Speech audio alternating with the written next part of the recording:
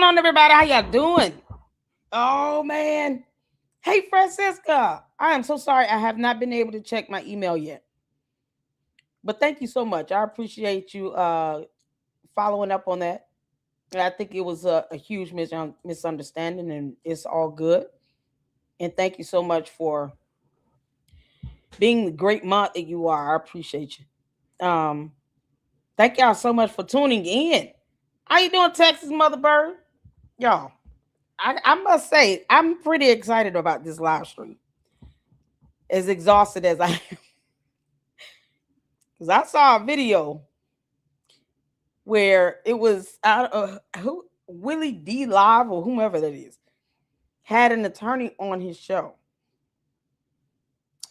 That attorney, I promise you all, said everything that I have been saying in my 2 live streams I've done on this Karmelo Anthony case so far.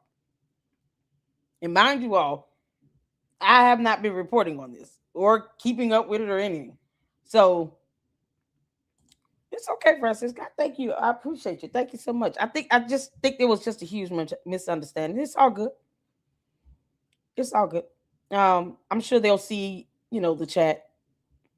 But we love all of you all up in here. Shout out to all the mods, all the members, supporters. What's going on, CC? How you doing? I appreciate all of you all. Come on in and hit that like button. And we got to get to it. We got some content to go over. And so this attorney, bar licensed attorney, said exactly what I have been saying.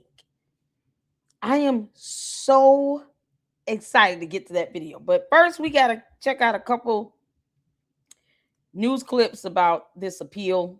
I mean, everybody has the right to an appeal.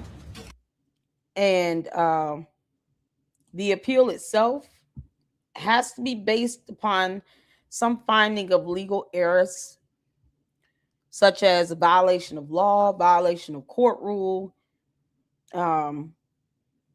some omittance of evidence that was supposed to be presented and wasn't, that would greatly alter the outcome, meaning it's material to the case.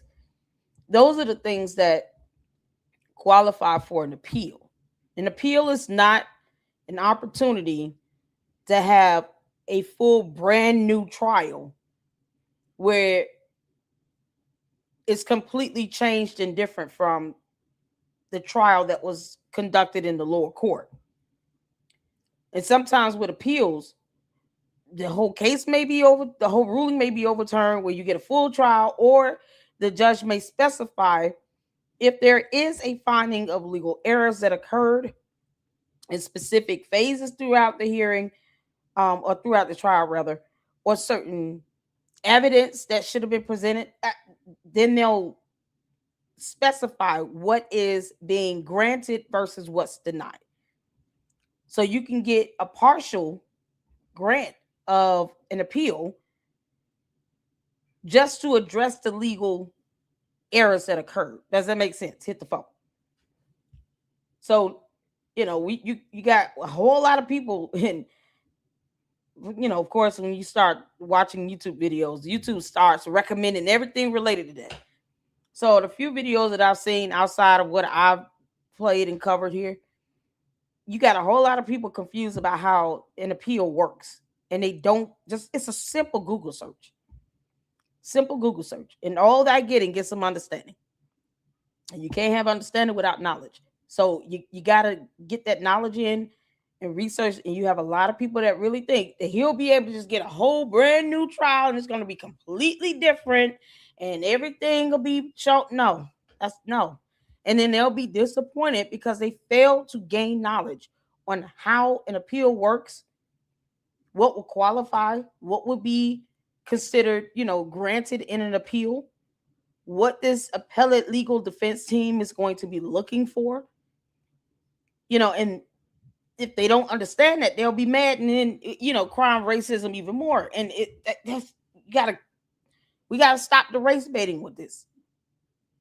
We gotta stop it. Because if it were the other way around, we would not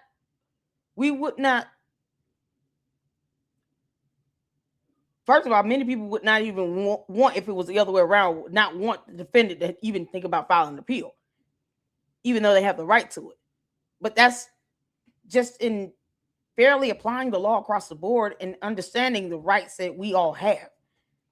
It doesn't mean that he's going to have the appeal granted, but he does have the right to file it. But if it were the other way around, it'll be a whole nother upheaval. Race has to be taken out the equation in order for the law and justice to prevail. Otherwise, you're almost demanding for it to be biased. And what if there is a situation where it's the other way around, where a white person murders a black person, and then you want the law and justice to prevail, and then you get this outcome that's similar to this, and now you're mad? No, the law has to be neutral and impartial across the board. Race baiting does nothing. It has zero sway in court. And it's something they're going to have to keep learning the hard way. But understand what the appellate process means and what it involves. And so he has a legal defense team that is going to be handling his appeal. And they said they're doing this pro bono. So first thing I said was, where the hell were these people at when he was having this trial? This so-called dream legal team. Don't put these attorneys on a pedestal and expect miracles and wonders to be performed. Don't do that. Because then if the outcome is not what you expect to think, then you'll be disappointed. So be realistic and understand it's, if they are looking for legal errors or inaccuracies or anything, and let's say they don't get an appeal granted and it gets denied, that's because that's how the law works. It's just that simple. So people got to understand how this man, boy, so many people gonna be disappointed. Then they'll be mad at that dream team talking about all these attorneys are incompetent, they don't know nothing, coming from a bunch of people who did not go to law school. Can't make this up, man. Y'all know they're gonna sit here and keep saying it.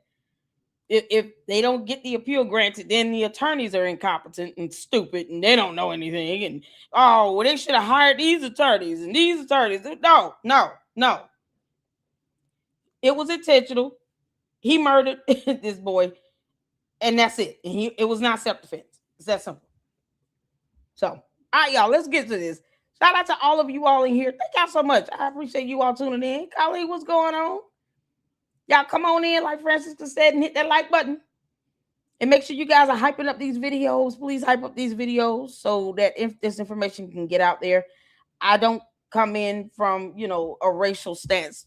I'm not even political. I come in as me. I'm Lady Luck Club, Queen of YouTube, and I have my opinion and thoughts and information, facts, things that we can all look up and research. That's what we do here.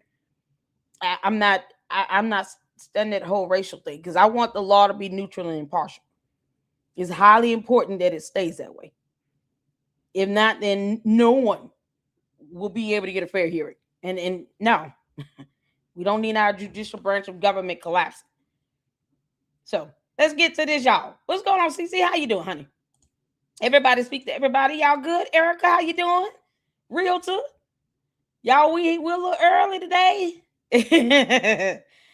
I love my RCs.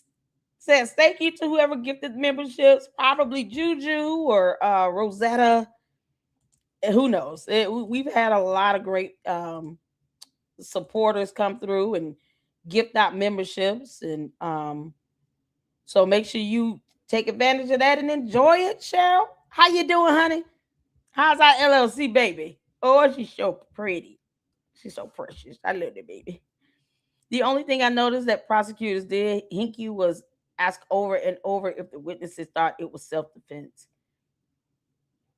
Yeah, because I mean that's the thing. I mean, if he's saying, I did it, but it was self-defense, now you have to kind of solidify the intent. And I think the more you have, because the testimony is evidence. Testimony is evidence. So the more testimony you have from different witnesses that are all coming in, and the baseline conclusion is that it was not self-defense.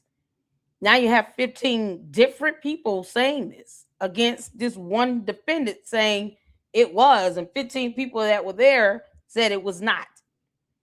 And then I do believe there's a 911 call.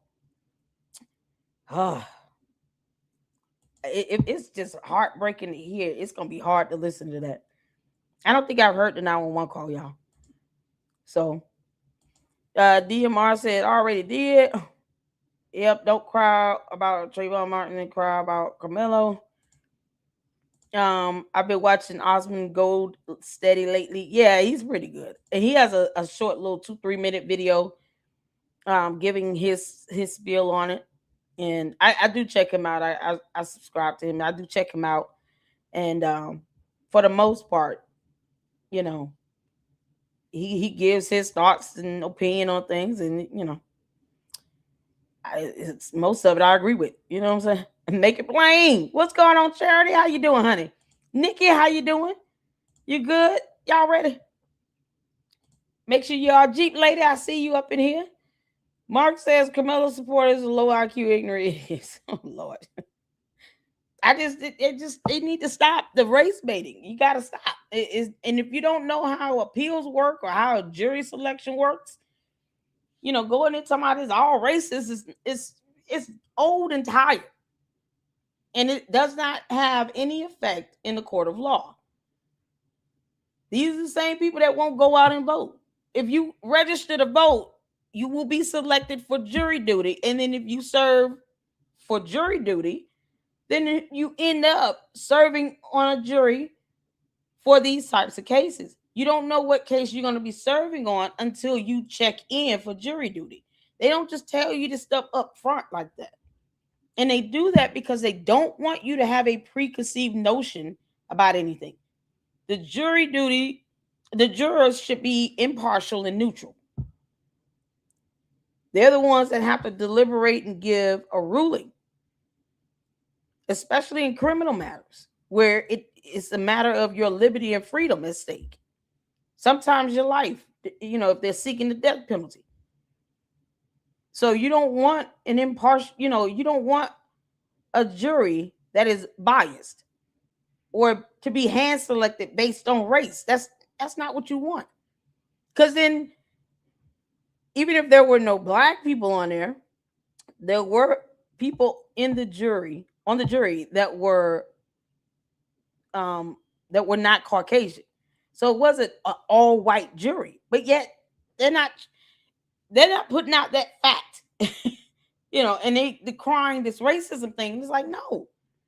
How many black people are out here saying this was not self-defense? We saw the video evidence. It's not self-defense. And the video we're going to check out from Willie D Live, I'm not very familiar with his channel like that, but he had an attorney on there that nailed it. I mean, he had been saying the same things I said in the last 2 live streams. Technically 3, if we consider the one where I reacted to Umar's dumbass nonsense about this. Oh, God. And Umar tells people not to register to vote. So if you listen to Umar and you don't register to vote, then you will never be selected for jury duty where you can be on a jury for a criminal matter like this. Because that's how that works. Bottom line. The verdict is not going to just fall in your lap and go the way you want it to. You actually need to go serve on jury. Serve jury duty. It's your civic duty. Register to vote. I mean, it's that simple. Don't listen to Umar. He's an idiot. Jesus. No, you can't use a knife on an unarmed guy. Yeah, he didn't. There was no fight. There was no, he jumped me. He had me in a headlock. We didn't see none of that. Child boot. We didn't see none of that. And we watched about 3 or 4 different videos that were used as evidence in the actual trial hearing. And along with the testimony, which is also evidence, child, it was just overwhelming. All right, y'all. Let's get to this. Let me put some music on right quick because I have to have some music in the background. I don't know about you all. And then we'll kind of go down the list with the the news coverage on this. All right, and then we got to get to this Willie D. Lock because I love this attorney. I saw the video and I was like, oh, I got to play this one. But let's get to this. Y'all hit the 4 where you can see it here. Let's go.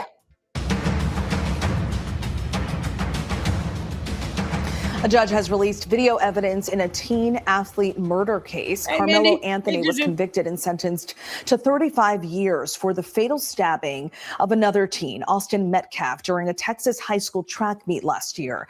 A judge released images of the murder weapon, video of the stabbing and aftermath, along with emotional 911 calls from the victim's brother. In one video, you actually hear Anthony admitting to that stabbing. It's the alleged suspect. Well, I'm not alleged. Anthony's attorneys claim he stabbed Metcalf in self-defense. They have filed a notice to appeal his conviction. ABC News legal analyst Brian Buckmeyer joins me now to talk about this. Brian, great to see you. Why was this evidence revealed now? Stephanie, thanks for having me. So if you recall, throughout this trial, we saw very little in the means of evidence in this case. It's not like many of the high-profile cases where we had cameras inside the court and we could live stream it or watch it day by day. And this is a case that garnered a lot of attention, both within the community as well as the nation as a whole. And so I think for the effort of transparency, for the purpose of having an open and public court, as the Constitution suggests that it should have, the interpretation that the judge went with here is not to have cameras in court during the trial, but to release the evidence afterwards so people can get a greater understanding of what happened in this case, what happened in the verdict, and of course in the sentencing, even if they weren't sitting in the court themselves. So could this evidence impact the appeal?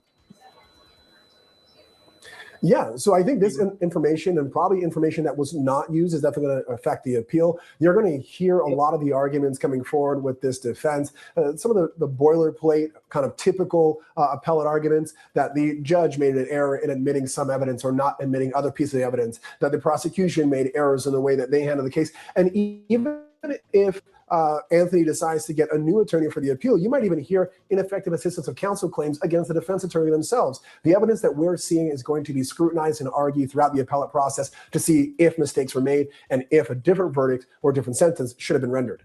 Yeah, this case has certainly garnered a lot of attention. Brian, thank you very much for joining us. All right. This is the body cam footage of Karmelo Anthony, which is like really crazy. At 2. Yeah, this is Asmongold. Like I said, he has 2 channels, one for Asmongold and then Asmongold Clips. But he kind of goes over the video evidence that was released, that was shown to the jury. And so he kind of gives his thoughts. I mean, I'd like to try to get different perspectives on things. But if it doesn't make sense or if it's not even factually correct, I will always give my objection to it. And we don't all have to agree on everything. But what he said here was just plain and simple. And as opposed to people having a fundamental understanding of how these matters are heard in court, how laws work, the selection process, the appeal process, it's just all emotions. And you can't really, your emotions don't dictate how the law is interpreted and enforced in the courts. It's just not. Now, to say that the judge and jury are not going to be humane or, understand the aspect of humanity is unrealistic. But at the end of the day, the instructions to the jury will always be that your deliberation and your ruling, the outcome should be based upon the finding of fact, law, and evidence. Or else we would have a kangaroo court and nothing would ever get done the right way. 15, you hear Karmelo crying like a baby. He put his hands on me. I didn't do nothing. He put his hands on me. Okay, let's watch it. If somebody is shooting the victim, So this is the... Don't reach for anything, all right, man? Stop right there for me. Dispatch 443. I got the suspect. Oh, there he is. They're currently treating the victim. Again, he's on the north end of the stadium. It's not raining anymore? Well, clearly wasn't either. One second. That's why his shirt's barely wet.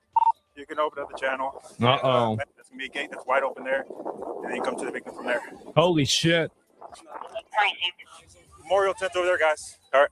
He put his hands on me. I told him not to. He put his hands on me. He crying? I told him not to, and then I stabbed him. So this is the footage of it happening right here. I'm waiting to see it. What the fuck? So we just ran away? What the fuck? And then people were like, hey man, where are you going? Didn't you just stab somebody? What happened? A soft push and then a stab happened at the 1 minute mark. Okay, let's see if I can find it. And then he just immediately stabbed him. And oh my God, you can't just stab somebody who pushes you. Well, the thing is, like, this guy just stabbed somebody because he went into their tent. He wouldn't leave. I'm not alleged. I did it. Wait, what does he say? The alleged suspect. Okay. I'm not alleged. I did it. Pretty, yeah. All right. Well, actual knife used to murder Austin Metcalf. Okay, this is just a pretty simple, like, yeah. She said it wasn't a deadly weapon. Wait a minute, was it a switch? I don't know what he had. It was like it seemed like it was a multi-tool, almost like a Swiss Army. Like with like with the little scissors and everything and whatever. So it was small. Well, I would have argued the size of it alone. You wouldn't even think it's a deadly weapon. Yeah. Well, it sure seems like it is. Wait, no. Wait, hold on. What? Like, yeah. She said it wasn't a deadly weapon. Wait a minute, was it a switch? I don't know what he had. It was like it seemed like it was a multi-tool, almost like a Swiss Army. Like with like with the little scissors and everything and whatever. So it was small. Well, I would have argued the size of it alone. You wouldn't even think it's a deadly weapon. Yeah. Well, it sure seems like it is. If it. Where the scissors at? It's just a regular switchblade knife. You pull up the blade. It's long enough to penetrate and go through. And it went through his chest, through the muscles, through the rib cage, into his heart.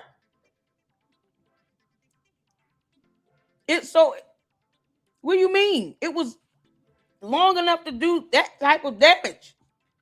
Does she not understand how human anatomy works? You all know where a human heart is, right? You can take a fist, ball it up, and put it right here. That's kind of how the heart sits in your body. Like right here. It's almost more to the left and the right, but that's where it is. You still have lungs and then major blood vessels and everything. Above it, you have your rib cage and muscle tissue. It's not a whole lot that, you got to, like, going through my arm is going to be harder than, like my arm. It's going to be harder than just going to my heart. Because aside from the muscle and cartilage, rib cage, the heart's right here. So, first off, you don't bring a weapon on school campus. 1, 2, you could be arrested for doing that because the law does allow the police to arrest you if you bring a weapon onto a school campus. 3, why did he have this? Why did he have this? And then he pulled it out with the intent to use it, but simply tried to say that it was in self-defense.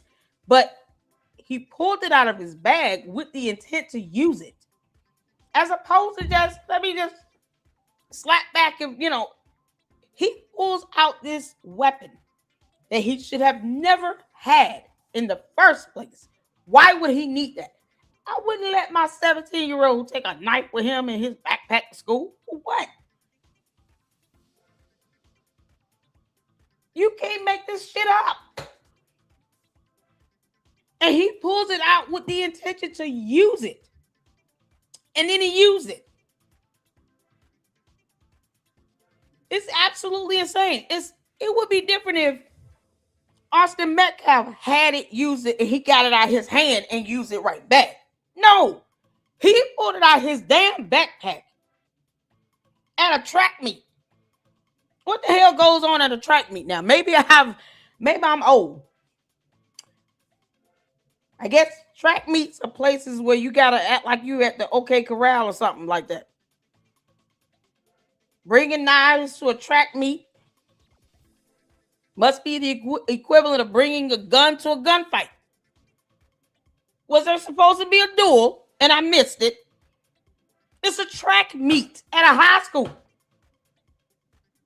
He in his senior year and he does some stupid shit like that. And you mean to tell me this doesn't classify as a deadly weapon? The object itself that you use to apply deadly force that takes someone's life automatically becomes a deadly weapon. Who the hell is this girl? Who is that? Who the chick talking?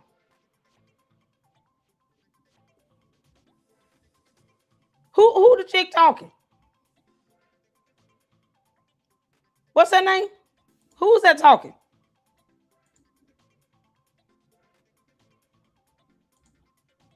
Kill them, right? If it was one of the little man. And again, why are they defending Jasmine Crockett? Girl, stop, girl.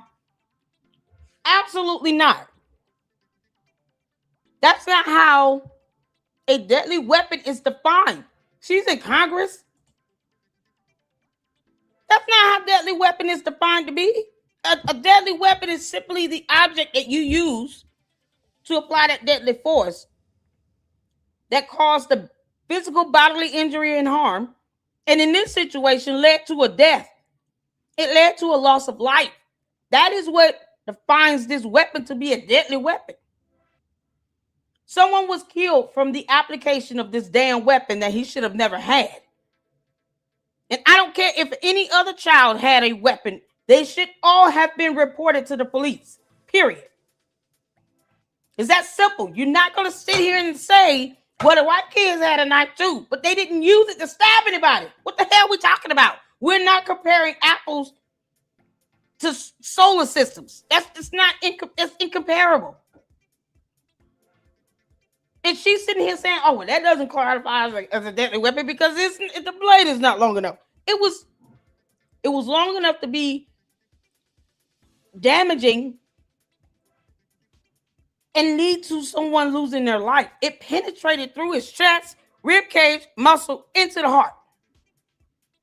And the force you have to use to go through that muscle, bone, tissue into the heart. You can't make this up. You have to have a considerable amount of force to even make that type of injury into someone like that. And he only used it. He only stabbed him once. This is ridiculous. Oh my God. So all of a sudden she's trying to redefine the definition of a deadly weapon. Are you kidding me when that can be Googled? You can Google what is a deadly weapon defined to be in the eyes of the law and in the court. You can Google this information. Once again, people don't want to read and research shit. They just want to walk around and be ignorant. So, okay. Him because they are black and he is black, which I think is really stupid. Crazy. The majority of people that are victims of, people that get killed by black people are other black people. So why are you trying to run defense for somebody who could have stabbed you too? So I don't even know why they're defending this shit. It's so stupid. I guess I'm missing the part 4 where 4 white boys were giving Karmelo a beatdown. Again, everybody knew that isn't what happened, right? I mean, obviously that's not what happened. Ladies and gentlemen, 70 billions, advocate for the Anthony family. You can clearly see Karmelo Anthony being attacked under the canopy. This is why we'll keep fighting until he's free. Why are you dwelling on the story? This is America. Fools are dropping every day. The reason why I'm dwelling on the story. Why are you dwelling on this story? Because we get to. These dumbass bots think they run some. No, you're just running letters across a keyboard. Like, we don't give a fuck how you feel. That's a heads up to everybody. I don't care how you feel. And it's so crazy because I have not been reporting on this My supporters and members, the Luxers, asked me to cover this. Y'all asked me to cover the video evidence, and I did. That's it. This isn't about race baiting or none of that. Pure application of law. I don't sit here and my opinion is based on the law itself. Information that I'm putting out, this can be researched in Google. You can look up what is a deadly weapon defined to be in court in the eyes of the law. That's exactly what it's going to be. It could have been a baseball bat. It doesn't matter. If they running track, that track shoes had these little spikes at the bottom. It could have been a track shoe. If you use it and it caused deadly force, you use deadly force with a track shoe, and someone lost their life because of it, then that shoe becomes a deadly weapon. That's what it's defined to be. But the fact that you have school policies that say you should not bring weapons like a knife or a gun on campus. I mean, why? Why have it?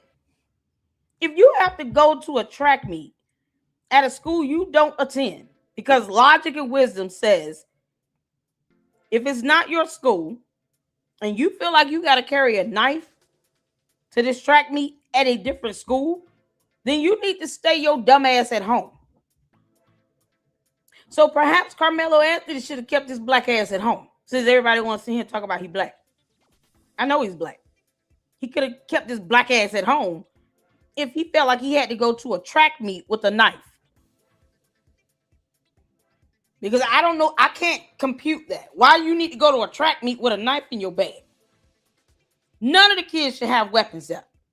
And if they have it, they should be reported and expelled. The end. Simple. This was not his home school. That's my understanding of this. Correct me if I'm wrong.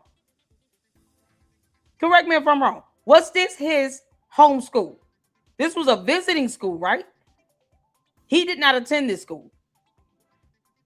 Correct me if I'm wrong in the chat. I'll wait.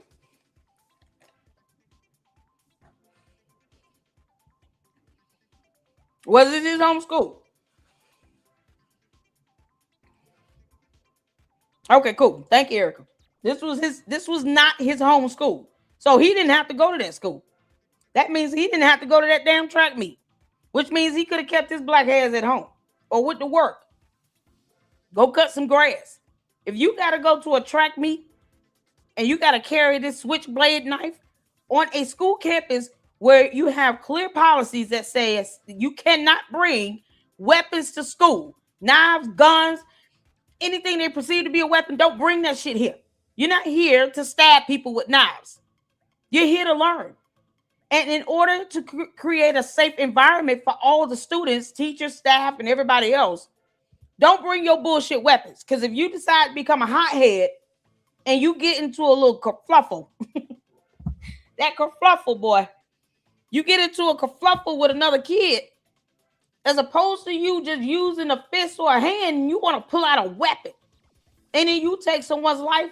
This case is the epitome of why you don't bring weapons to school. It's that simple. We're not excusing it. I don't care whose child it is. Don't bring weapons to school. He had a weapon and he actually used it and he took someone's life. And if he felt he had to bring a knife to someone else's school he was not enrolled in and couldn't handle an argument because obviously he has an anger problem and he lacks self-control and discipline, he does not know how to de-escalate. If he did that, he should have stayed his black ass at home because he didn't have to go. You got to go to school and get an education. You don't have to go to a track meet. That's an option. That's not a mandate. You can stay at home, go to work, go do something else. You don't have to go. You don't go to a track meet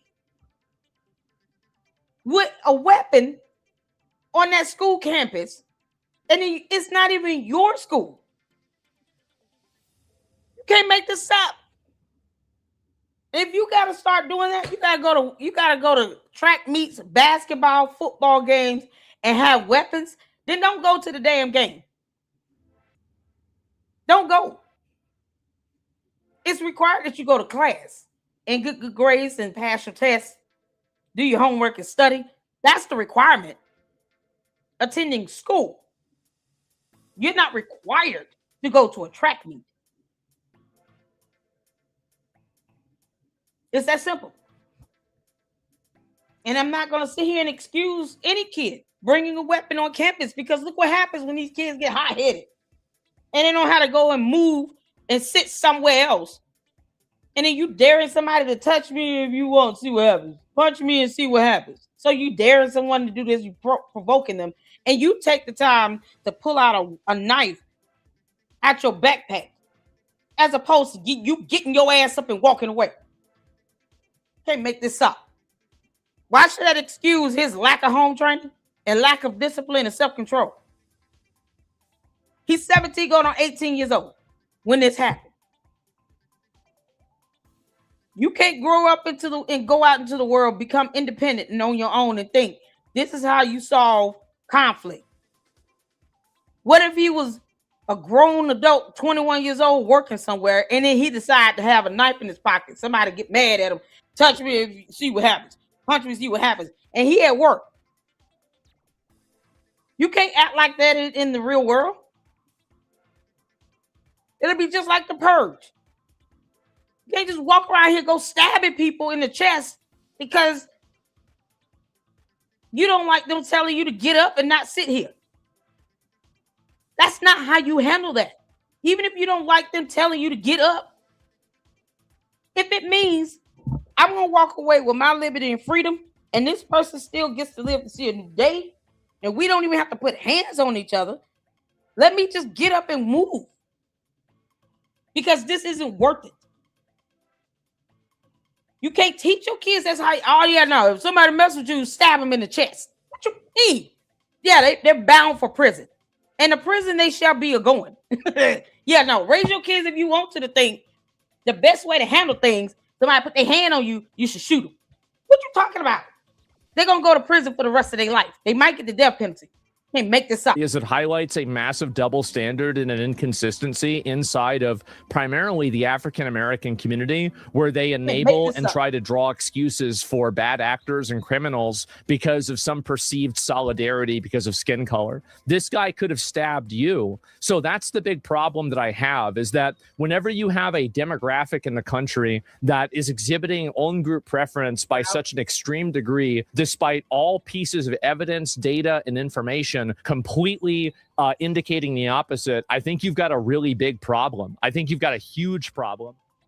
Yeah, I hit that like button. You want more black people to get out of jail? Y'all sit for jury duty. That's what you do. Stop trying to pretend like your mama's sick and you got to go to work.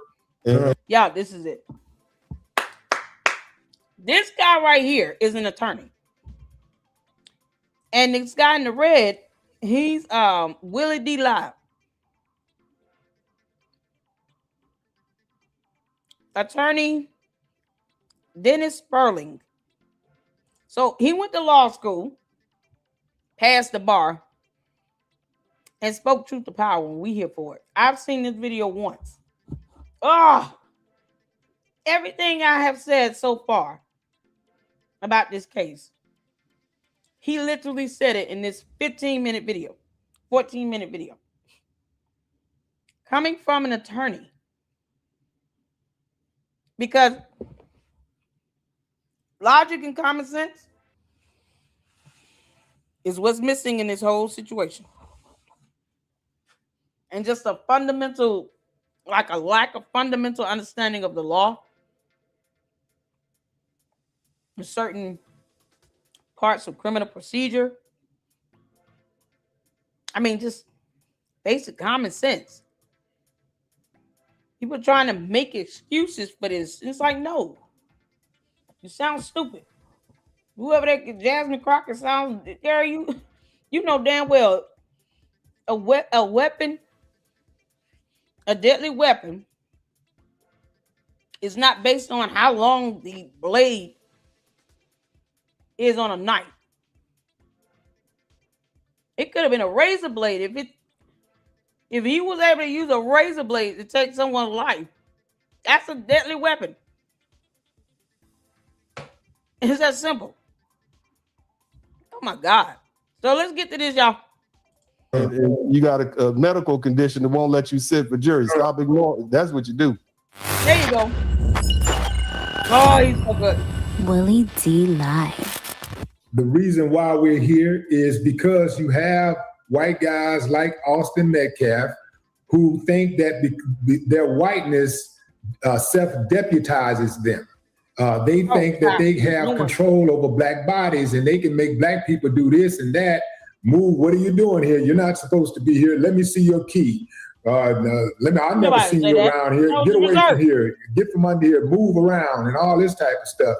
And that is a big problem all around this country, and that needs to be addressed too. See, you can't address one without addressing the other. If Austin has respect for Karmelo and his right to exist and not try to become the Ooh, Willie D. Ooh, you so ignorant. Let me tell you something.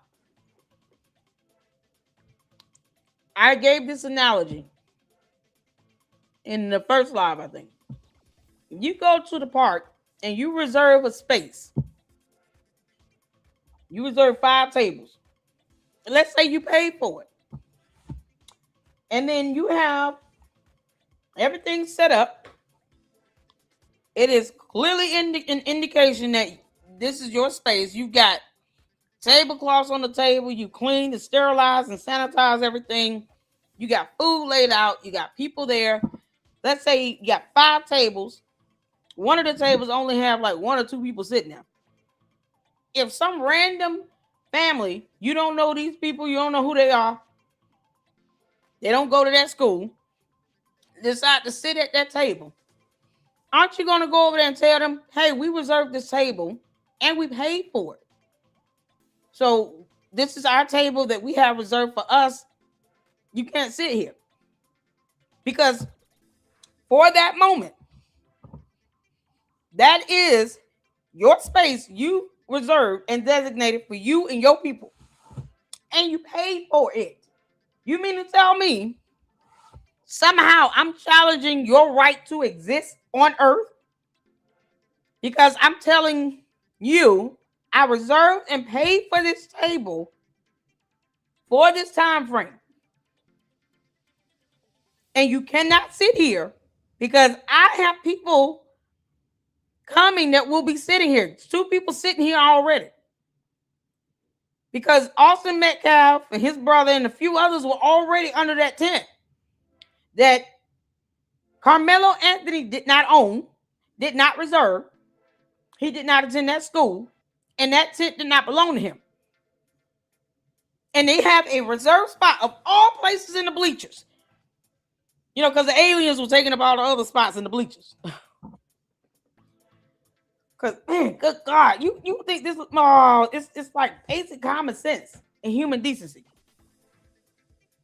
You think I'm going to let someone come and sit at a table I reserved and pay for, clean, sterilized, sanitized, I decorated it, I put it up. I got 2 people sitting here already, and this random family of 5 come over trying to take over my table. You don't think I'm going to go to them and say, I reserved this table, I paid for it, get your ass up and go away? Why should I have to sit here and negotiate with them? I paid for it, I reserved it. So between 2 and 5, this is my damn table. I don't know you. I didn't invite you over here. Get up and go. Now I'm supposed to get shot in the chest for that?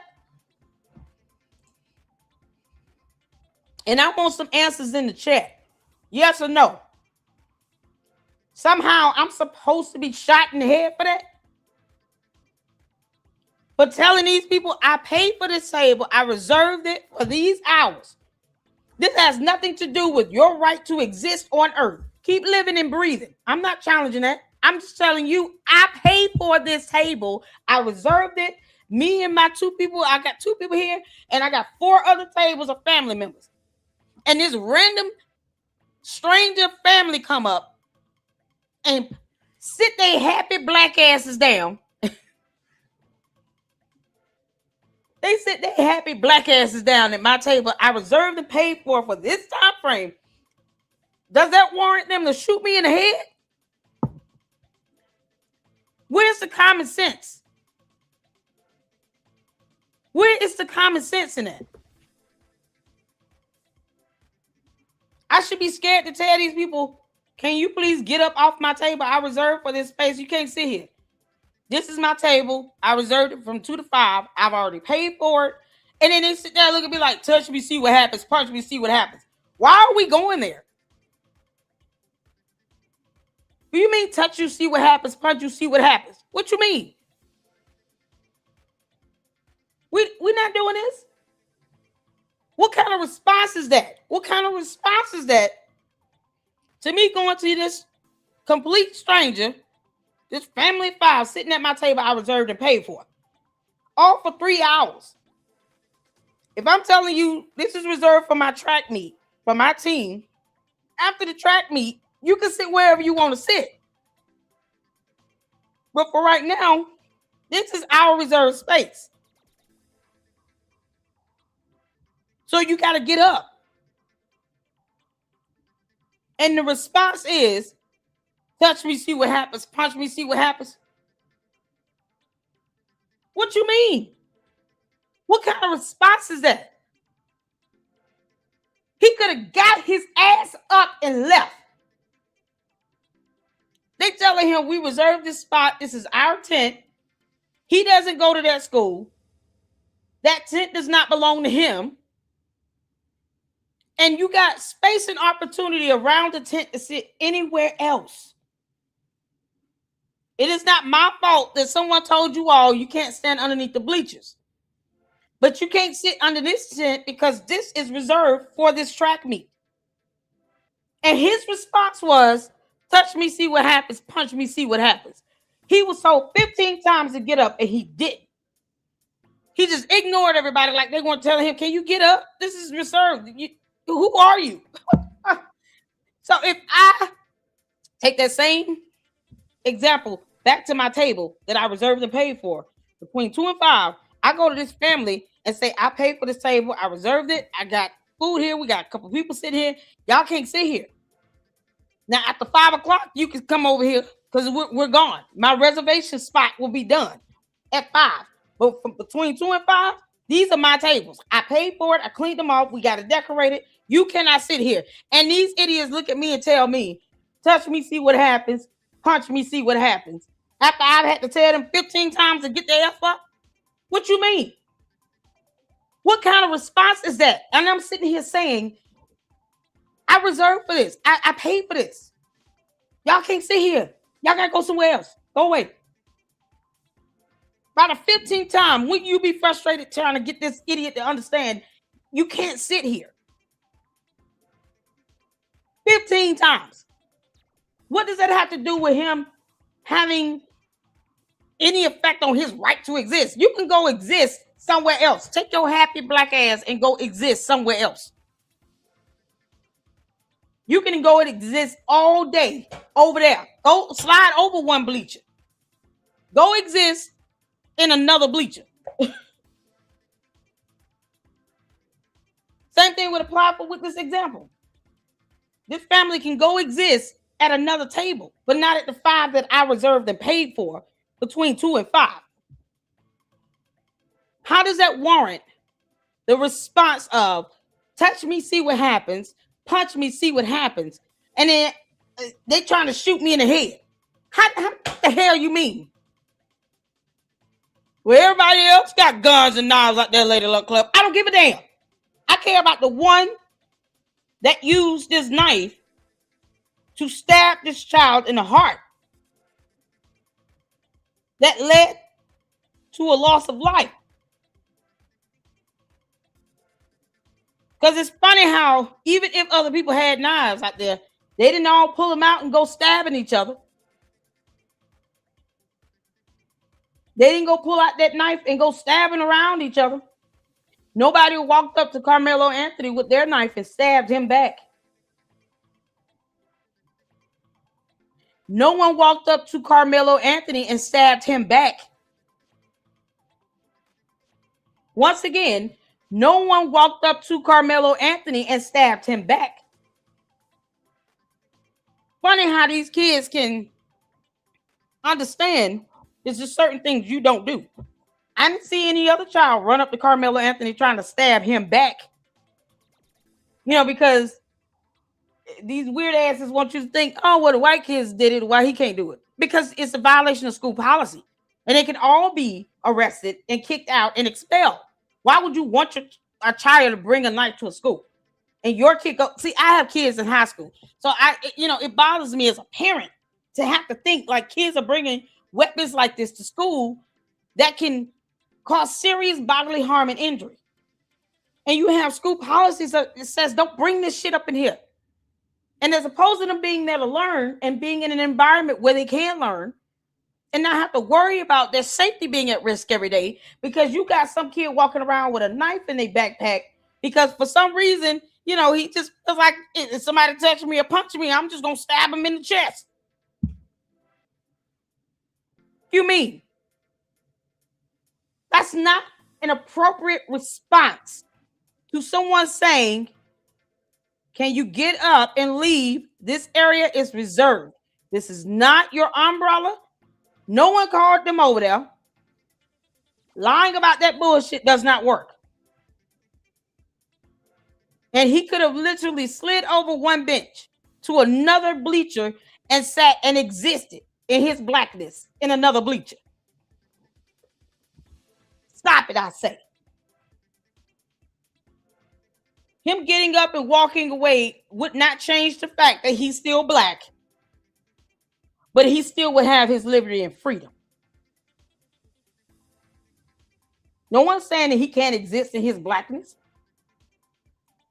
I'm saying his response to someone asking him to leave an area reserved for that team. They attended that school, he didn't, and then he didn't even have to be there. This is not like a class or something. He's not doing this for a grade. It's not like a requirement to graduate. This is an option. This is a sport activity. This is extracurricular. And you bringing knives to a track meet. His response was completely out of control and intentional. And the moment he pulled that knife out of his backpack, he knew what he was doing. And he had already planned to use it. Intent doesn't have to be something you plan hours in advance. Intent is you simply thinking to do something and then you do it when there are other options. The other option would have been for him to get his ass up and walk away. And he did not do that. And you got morons that think that if I reserve a table and pay for it between the hours of 2 and 5, and a family comes up and they sit at that table and I tell them they can't sit here because I reserved it and paid for it. Hey, because everybody else got knives and guns at the park. I guess being shot in the head over that shit is okay. Can't make this up. Oh no, because someone is challenging my right to exist as a black woman. Out of here. A damn tent enforcer? We're not here, and it's a lot of dudes that do that. A lot of these dudes behave that way because they believe the system is going to protect them, and they also believe that black people will not fight back. That is the reason why he did it in the first place. You don't see black people doing that. You never hear about black people walking up to white people saying you don't belong here. I hear black people walking up to black people saying you don't belong here. You're right about that. And that's bad. Look, Willie, I'm not. Bullying has been around since. You're absolutely right about that. How's that bullying if I walk up to this family, these complete strangers I don't know, that is sitting at a table I reserved and paid for a specific time frame, and tell them that they cannot sit there? How is that bullying? So the definition of bullying has changed since this murder has occurred last year. Somehow Willie D doesn't know what bullying is defined to be. You know, bullying involves a pattern of behavior. And that is how it's defined in the courts, in the eyes of the law. Going to that person and saying, you can't sit here, I paid and reserved for this table, is not bullying. It's not challenging their right to exist as Black people. It's simply telling them, I paid for this. Right now, I own it, and you need to go. I don't know. We don't know who you are. And as opposed to them leaving, they're sitting here ignoring me, and then got the audacity to say, touch me, see what happens. Punch me, see what happens.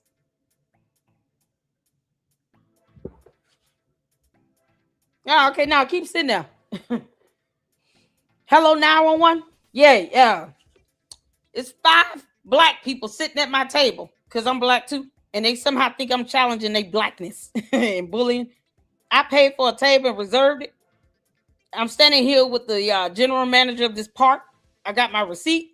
I told these people to leave. They don't want to leave, and they just dared me to punch them and touch them and see what happens. That's a threat. Y'all need to come and get their asses because I'm not doing this. Yeah, no, I'm calling 911. We're going to keep living.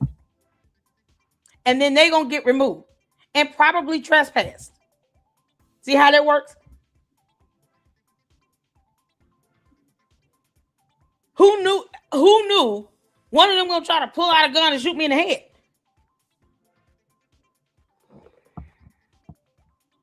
No, but you know, it's bullying if you just walk up to them and tell them, listen, I reserved this space here. Why you can't sit anywhere else?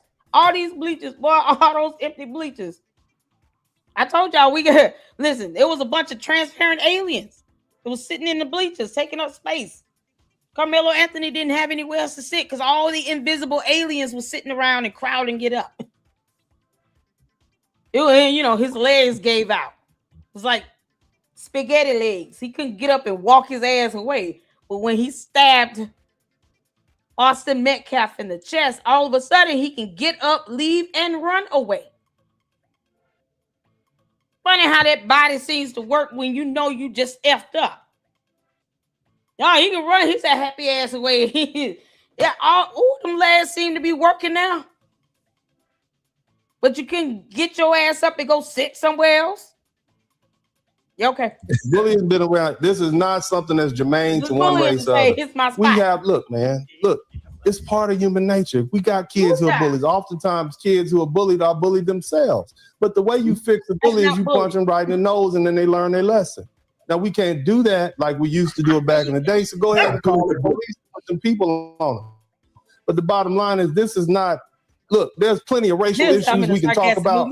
But this issue, I think the adults have injected race into this. I think the adults who play the racist game, these are 2 kids, basically 2 young men. I mean, both of them play football. They play for opposite teams. I mean, because, you know, if they really wanted to just have a fist fight, they could have just had a fist fight. Like, you can't make this up. I'm not advocating for either one of them to put their hands on each other because it's still battery. That could still lead to expulsion and them being arrested and charged with battery. But how do you go from, if he puts his hand on me, I'm going to put my hands back on him, to he puts his hands on me, I'm going to pull out a whole knife and I'm just going to stab him in the chest. So you're a punk. Got people believing that somehow he impeded upon your right to exist when you walked your Black ass over there and you weren't invited. It was not your tent. This is not your school. You didn't even have to be there. Go figure. He could have just been at home or went home. Yeah, I ain't got nowhere to sit and I don't want to get wet. Let me go home because this is a track meet. This isn't algebra class. This is not required for me to graduate. Kidding me? Karmelo Anthony wasn't just under the tent being quiet. He was under there talking stuff, so he wasn't scared. Look, let me tell you, we always talk about Karmelo was scared. Karmelo was under there saying, touch me again. That don't sound like scary to me. Thank you. Like I wish you would to me. He don't have to be a coward to defend himself.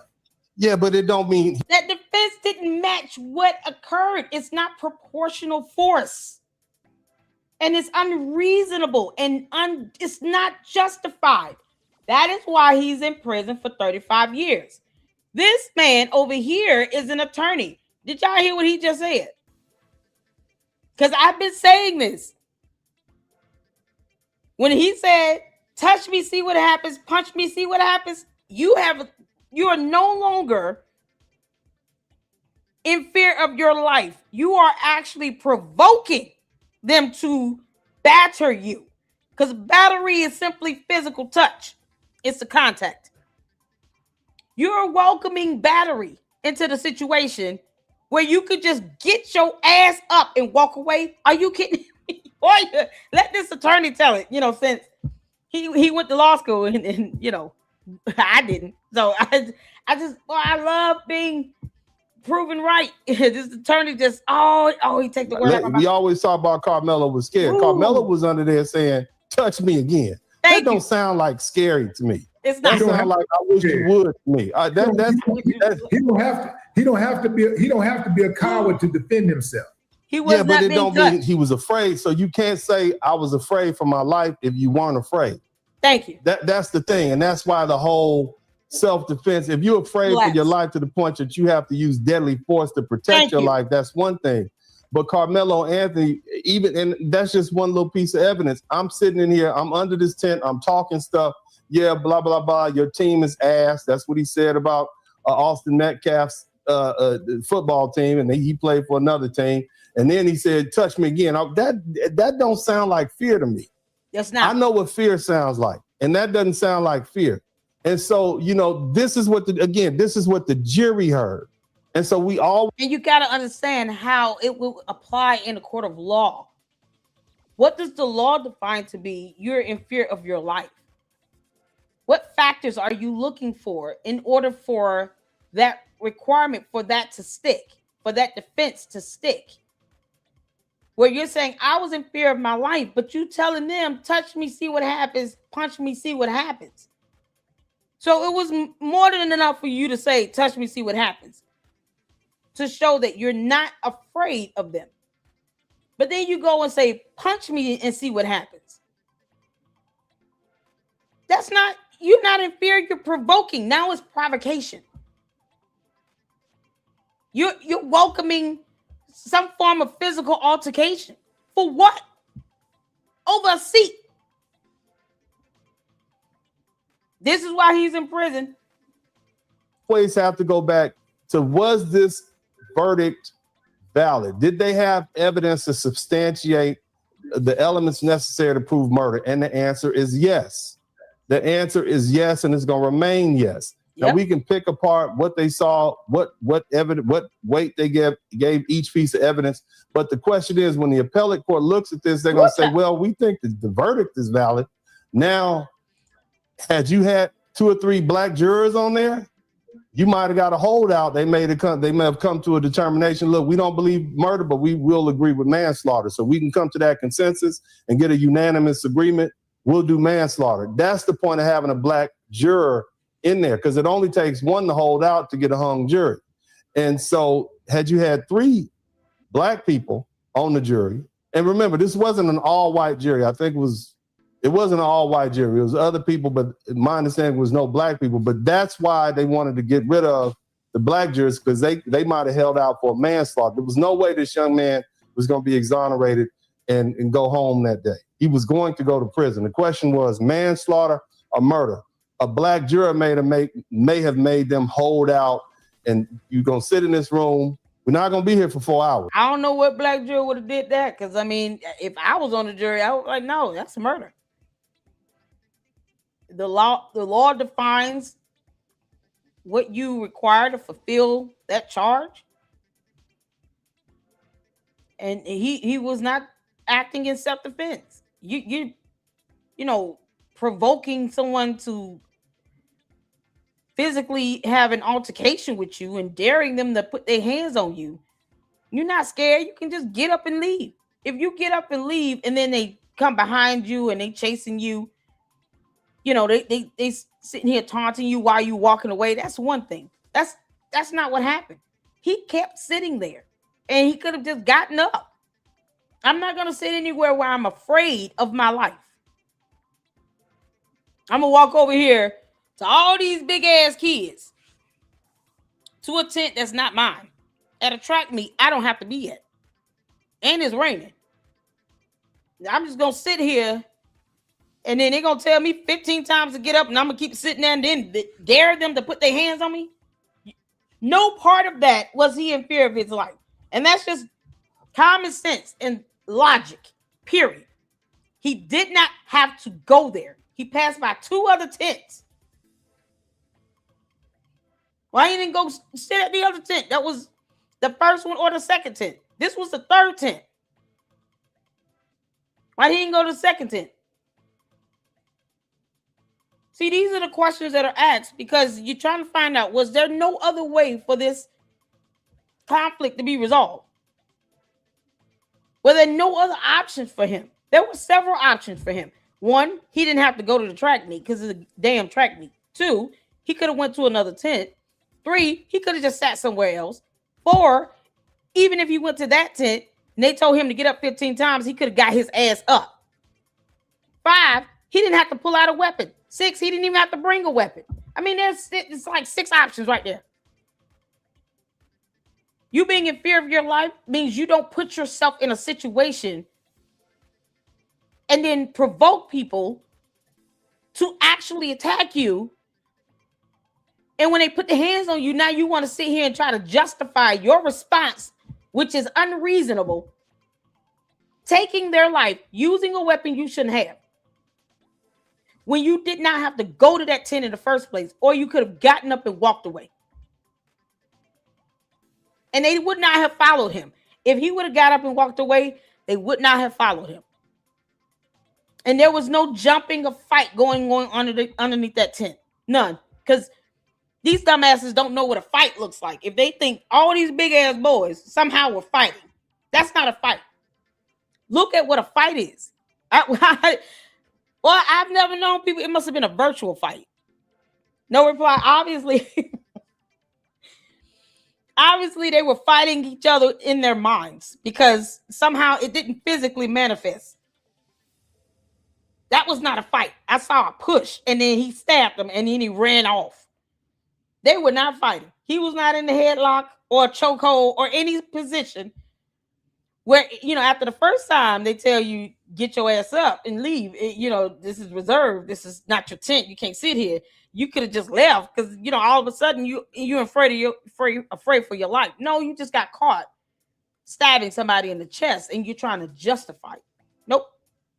Nope. 15 times get up? No. How many times does his parents have to tell him, clean your room? Clean your room. You need to clean your room. Karmelo, clean your room. It seems like his parents have to tell him 15 times to clean his damn room. And then he probably is going to dare them. Why don't y'all come in here and spank me and see what happens? Just take the same scenario and apply it to any other situation here. Imagine, if you will, he's at home and his parents tell him 15 times, clean your room, clean your damn room. Well, pick that stuff up. You need to get them track cleats off the floor. You need to put that helmet up and that jersey, that football team stuff. You need to make up your bed. You need to change your sheets. Come get your laundry. They got to tell him to do stuff around the house 15 times.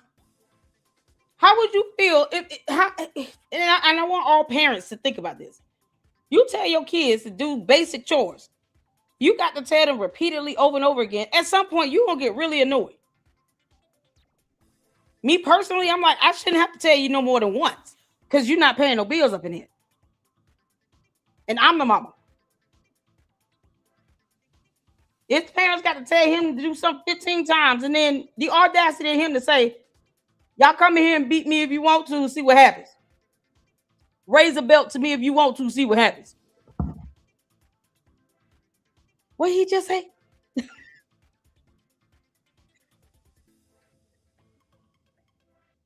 You can't. Did he just say raise a belt to me if you want and see what happens?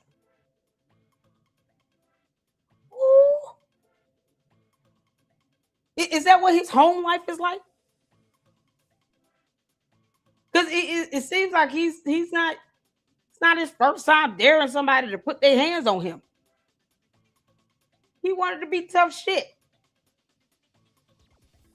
And you can only imagine what is permitted to go on at home. Because they had to tell him 15 times, look, you can't sit here. This is not your tent. We got our team reserved here. You need to get up. We got people coming. You can't sit over here. Who are you? You can imagine how many times his parents probably had to tell him at home, clean his damn room. Karmelo, get up. You got to go to school. Get up. Boy, get your behind up. Like, you can imagine that. After a while, it's frustrating. What you mean? Him being defiant and hard-headed, that seems like that's how he is.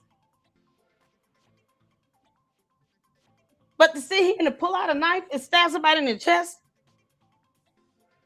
because they put a hand on your shoulder. It wasn't a fight. It wasn't a jumping. It was a nothing.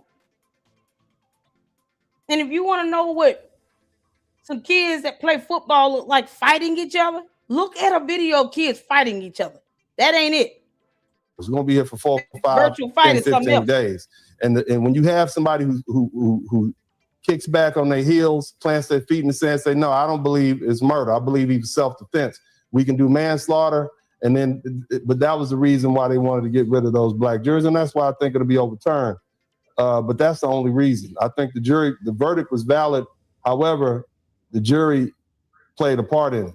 And as they always say, you know the outcome of a case after voir dire, after the jury is impaneled. And in this particular case, same thing with O.J. Simpson. We knew what was going to happen once we saw the jury. It was over. It was acquittal. So, Mikhail, what are you asking me? What kind of question is this? He said, please don't tell me you're trying to say that y'all raise black boys, right? What? I have 2 black sons. What you mean? They also have a father in their life.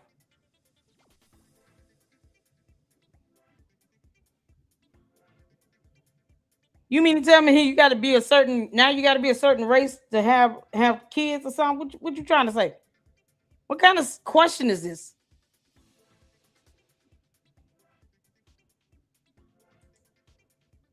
The audacity.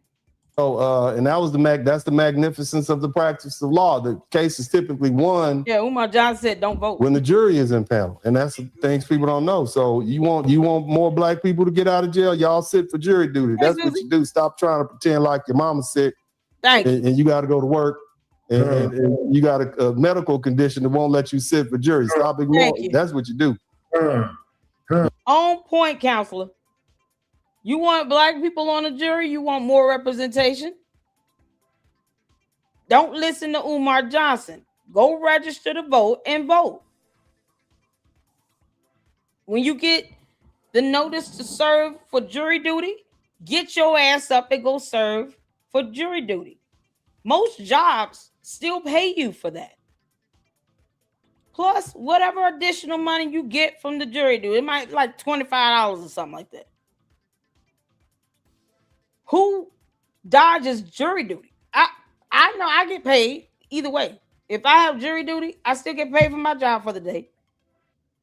I don't have to use like vacation or sick time or anything. Your employer actually pays you as if you went to work. And you get whatever little $25 check they give you, at least for going and checking in. But go to jury duty. Register to vote. Don't listen to Umar, another black man that claims to be a Pan-Africanist, spelled with a K and not a C. It's the ignorance. If you don't go out and register to vote and actually vote and go serve on, a jury, report for jury duty, you're not going to have that representation. It's that simple. Don't let somebody tell you not to register to vote. What you mean? What was the whole civil rights movement for and protesting for the right to vote for blacks if we're not going to go out and actually exercise that right? Why would you let an Umar Johnson tell you not to go out and vote? That's so stupid. I can't believe you had no black people on that jury. I can't believe you all are not registering to vote and not actually reporting for jury duty. Do you think that the jury put more weight on video evidence or eyewitness testimony?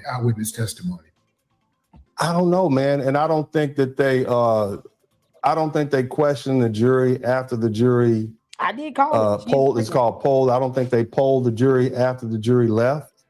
I'm sure at some point some of these jurors will come up with a book and we'll know what happened, because typically on all these famous cases, there's always somebody who does an interview.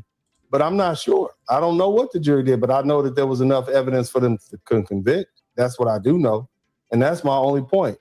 Was there enough evidence for the jury to convict? Was there enough valid, admissible evidence for the jury to convict? And that's the question that I look at, and my answer is yes, there was. And you see what they did. Again, the only question is whether or not this was going to be manslaughter or murder. They elected murder. So that's the difference. Sounds like you think that he was overcharged. I think it was a range. You know, I think it was a range. I think it could have been manslaughter and it could have been murder. I think capital murder would have been overcharging. I do think that, because it wasn't premeditated. He didn't kill multiple people.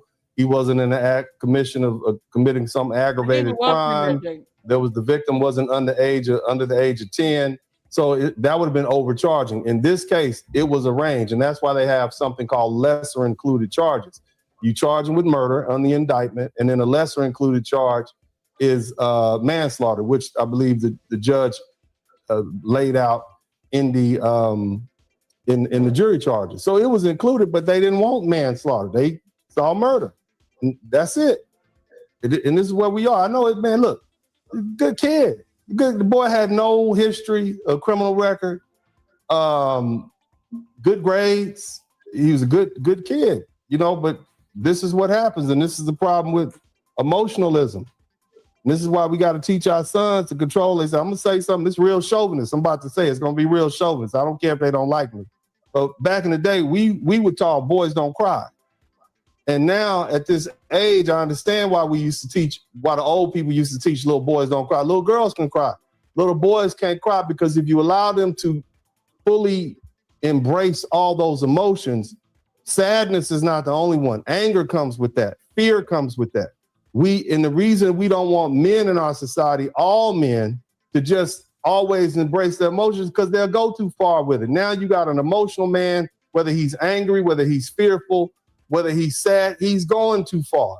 And this is why we limit our boys in this society to control their emotions. And that's part of the training. And this is what I've taught my sons. This is a hard lesson that a lot of men have to learn. Bro, I know one thing. I know, you know, Karmelo been in there a week.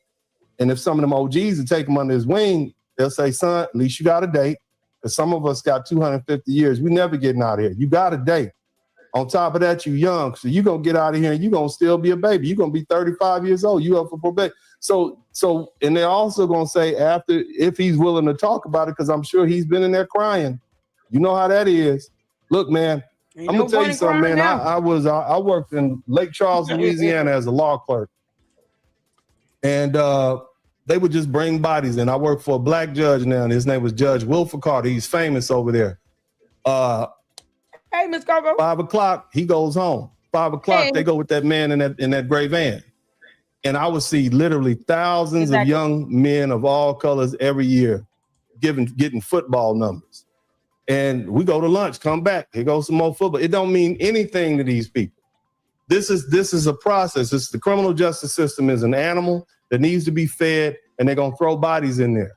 And what they do is throw people in there who can't control themselves, and they throw people in there who are undesirable. But see, here's the thing. Karmelo Anthony did not use self-control. None. He went to the most extreme option. He had a weapon on him he shouldn't even had on him. On a school campus he did not attend for a track meet. When did track meets get rowdy like that where you need knives and guns and stuff? Why do you need to bring a knife to a track meet? And then you going up to a random tent after passing by 2 others, because well, you got these weirdos that still can't comprehend, the simple fact that he walked past 2 other tents. And it wasn't raining the entire time. At some point, it stopped. By the time he stabbed Austin Metcalf in the chest and murdered him, it had stopped raining. It was just drizzling. So he couldn't handle some rain. He didn't have a problem running away, though, after he stabbed him in the chest, but he couldn't get up before then.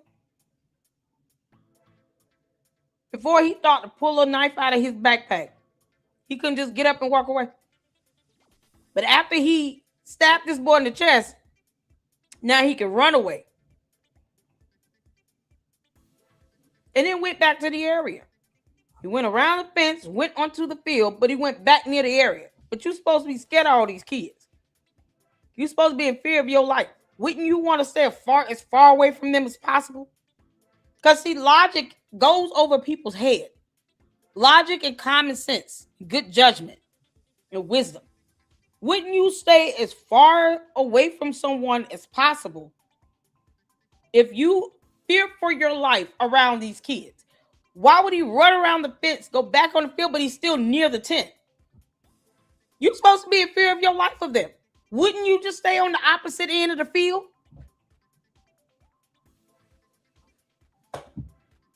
You done stabbed this boy in the chest. Now you scared all of them. But you go back near where the tent was on the other side of the fence. For what? I know you're not trying to feel remorse. You just stabbed this kid in the chest because he put a hand on you. Touch. Now I got to take your whole life.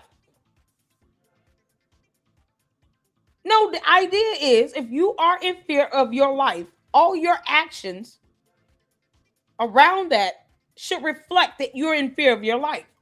You don't go back to the area where the tent is if you are in fear of your life of these kids. That's why I was like, why did he just run through the parking lot? Go back in the school building or something? What the hell? Why did he just get up? He could have got up. Go and maintain your blackness and exist far away from them if you're scared of them. Not sit there, be defiant, and have them ask you to get up 15 times. They're trying to push you away and get rid of you, and you want to force yourself on them. But then the moment you go and do something you knew at that moment changed the rest of your life, now you're scared of them. And then you run back towards the fence on the other side of the gate. Boy, this stuff writes itself, don't it? You see, and you can read into that what you want. But the bottom line, when you get into that system, oftentimes there are OGs in there who will sit down and talk to you and say, yeah, nephew, you should have controlled yourself, man. It wasn't worth it. You in here for some childhood schoolyard stuff. You in here for something. You got 35 years for something that you could have just walked away from. And that's just good old-fashioned common sense. Anybody who loves their child is going to tell them, look, man, walk away if you can. That don't mean you a punk. I didn't walk. De-escalate. Learn how to de-escalate. Maintain self-control. Everything is not a fight. Pick your battles. All of this wisdom we all grew up with, hearing. At least those that are at least 40 years old and older. We all grew up hearing this. And somehow this does not apply in this situation?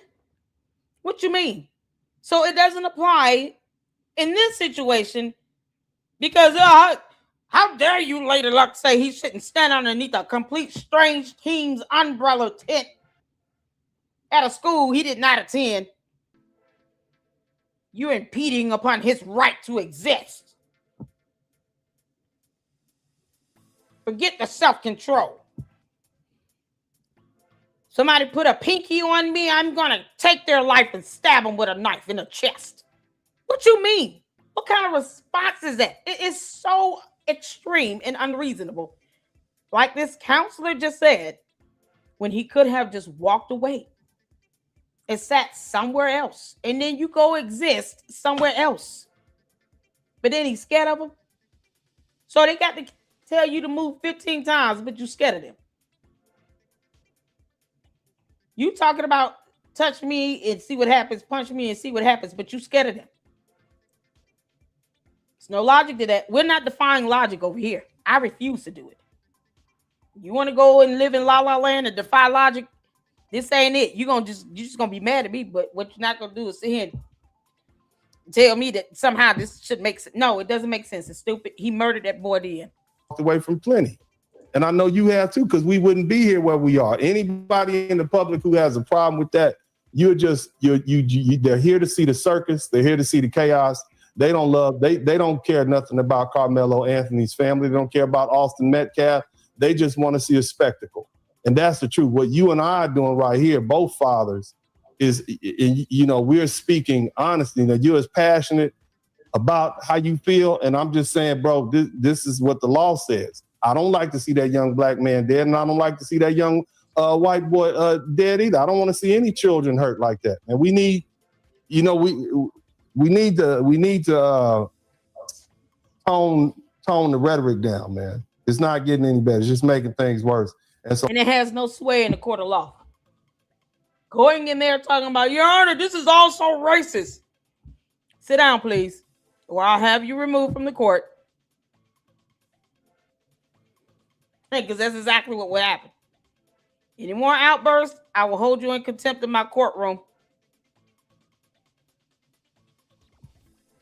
Is that simple? That's not a legal argument in court. He still got 35 years. He was still convicted of murder. Oh, they're impeding on his right to exist. So, no, they're not. That reserved area was not his space. He could have sat anywhere else. All those empty bleachers that those invisible aliens were sitting in. It's just too much work. See how this went for him in court, where it matters the most.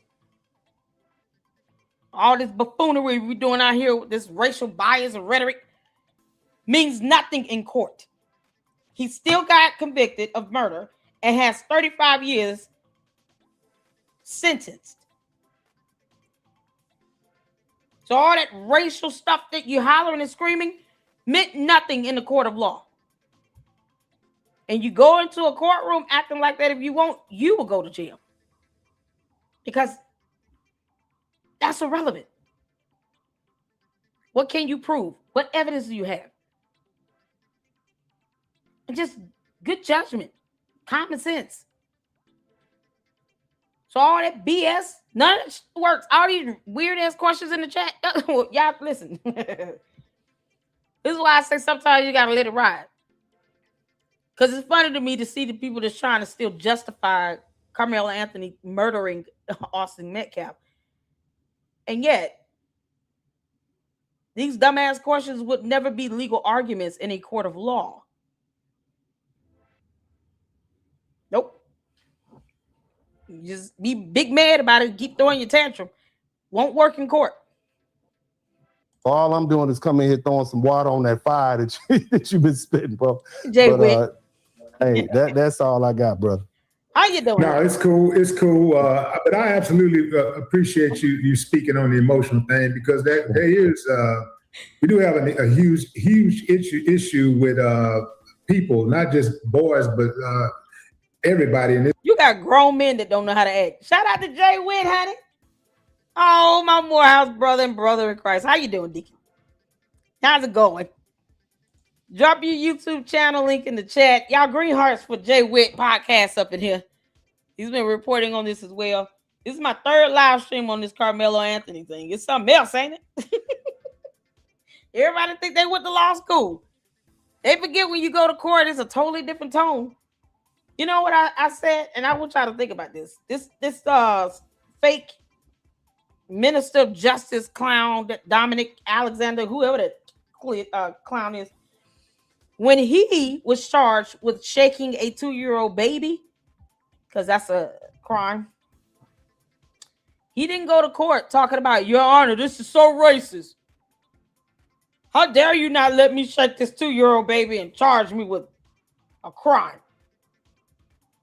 He didn't go to court saying that in his case. You know what he did? He pled guilty. He's a convicted felon. He pled guilty. He ain't gonna hollering how racist everything is in life. That does not fly in court. And this is the same idiot that Karmelo Anthony's parents hired to be their so-called advocate and spokesperson. But when he was charged with shaking a 2-year-old baby to the point where the baby had brain damage, he couldn't go to court talking about how everything is racist in life. That judge don't want to hear that. Oh, well, that's how you feel. Be quiet. And his attorney would have told him, shut your ass up. He couldn't pull that stunt in his case in court. That's why I'm like, these kids, these people that go out here doing all this stuff, Minister of Justice, that's not a real title. He can't represent anybody. He didn't go to law school. That's why they're scammers. Scammers. Whole nonprofit organization where he's not even filing taxes. But he didn't go to court in a case where he shook that 2-year-old baby talking about how everything was racist. He pled guilty so he didn't have to go to prison. And somehow he comes into this situation talking about how everything is so racist. And he actually thought that would fly in court. No, he knew it wouldn't. That's the scam. Let me get all of this stuff racially charged so y'all can raise all this money and then give me 10% of it. And then, you know, I'll go out and say a bunch of things and do a bunch of things and get people all rattled up. And you get all this attention. Only for you to go to court, go to trial, and he's still found guilty, convicted, and sentenced to 35 years for murder. Murder. Murder. Murder. Doesn't fly in court. Does not fly in court. You can throw a tantrum until God returns. It will not fly in court. And the judge does not care. Go in there and talking about how everything's racist all day until you pass out. Has nothing to do with the finding of fact, law, and evidence. And that's what this attorney who did go to law school is trying to tell this Willie D person. All that rhetoric and all this stuff, y'all need to calm down the temperature on this because this stuff doesn't work in court. That's no different than you going in talking about, I'm a sovereign citizen. I am a living man. Well, I hope you're alive and not dead. I am not the person in all caps in this name case, Your Honor. Oh, okay. Well, we'll have that person. If you're not them, you're not a party to this case, then you don't get to speak on this person's behalf. So unless you're a bar licensed attorney, this person that's the defendant for this case will be capious for a failure to appear. Have a good day. And then they move on, call the next case. That's it. It's that simple. It's that simple. So if you want to go in there and play in that nonsense if you want to in court, that's an FAFO moment. Me too. Oh, I love when the sauces get destroyed, wasting our tax dollars in the court time when they could be hearing an actual real case. Oh, I love it. That judge, most of these judges are getting hip to that. They understand it. Like people coming in here trying to waste our time. Sit your ass. Are you the defendant? No, you saying no. So you alive or dead? I don't care about none of that. Are you the defendant? If you're not, then I'm gonna call the next case, and then we're gonna have this defendant capious for FTA. That's it. Call the next case, Baylor. Come on, keep it moving, because we're not doing this. And then next thing you know, I'm here. I'm representing the estate. No, are you the defendant? Yes, Your Honor. All right, say your name for the record. That's how that goes. One of my godmothers is a retired federal judge. Say your name for the record. It's that simple. Either you're here to appear for this case or you're not. You need an attorney. If you cannot afford one, we can give you the documentation so you can get a public defender. It's that simple. We're not doing all this. I'm a living man, a living woman, blah, blah, blah. Because if you were dead, you wouldn't be here. So none of that means anything to me or in the court of law. We don't care about none of your maritime, all that BS. We don't care about that. Boy, that sovereign citizen stuff, boy, they lose every single time. And they think that stuff works. It doesn't work. If you were dead, you would not be in court. So why are you telling me you alive? Well, we bless God for you still breathing. Deacon, boy, these soft sis get in there talking about I'm a living man, I'm a living woman. Well, dead men don't go to court. Now, do they? Dead people don't go to court.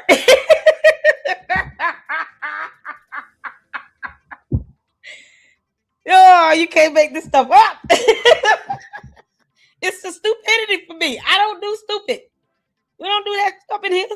This country right now, controlling their emotions.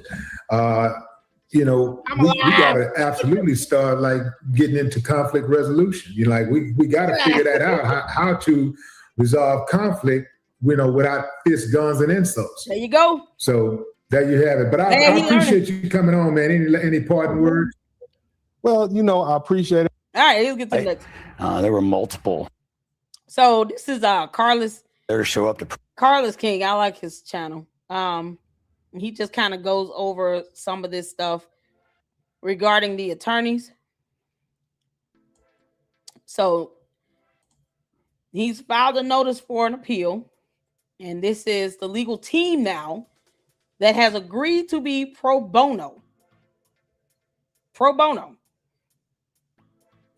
Karmelo Anthony. My question is, where the hell were all these attorneys at for the trial? I'm just asking a question. Where were these attorneys at for the trial? What were they at? I'm just saying. You got all these attorneys here, boy. It's stacked. You got lead counsel, third, second, chair, and then you have co-counsel. It's stacked. What were they at for the murder trial itself? It was like, no, we'll wait and see if he's found guilty, because he will be. And then we'll chime in.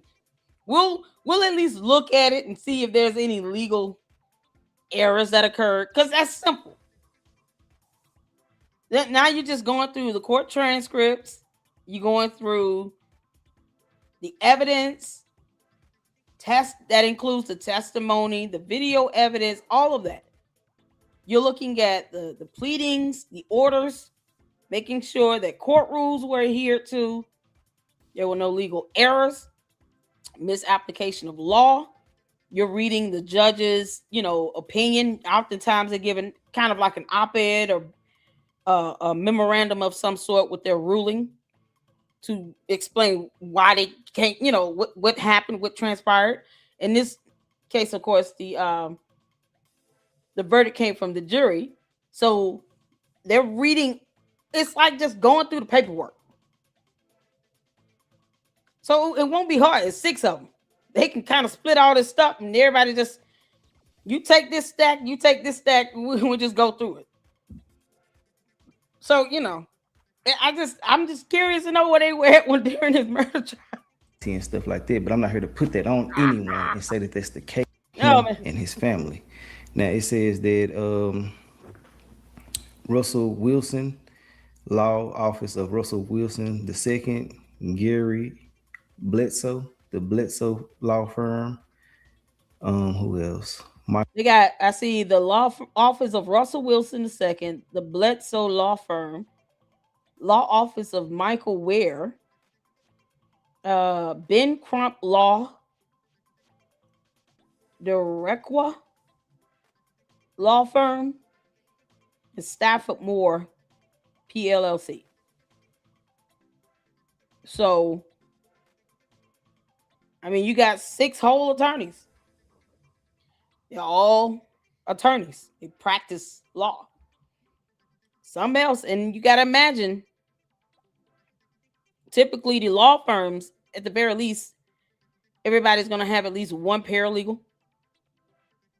So with the attorneys come the paralegals as well. And they're all doing this pro bono. It's just a matter of them going through the trial to find any inaccuracies, errors, or any technicalities that occurred during the trial. So they got to get the transcript and all that stuff, go through it. It might take a while because it's a lot of information to go through from start to finish, looking at all the pleadings, motions, the orders. I mean, you kind of just giving it a second look and review.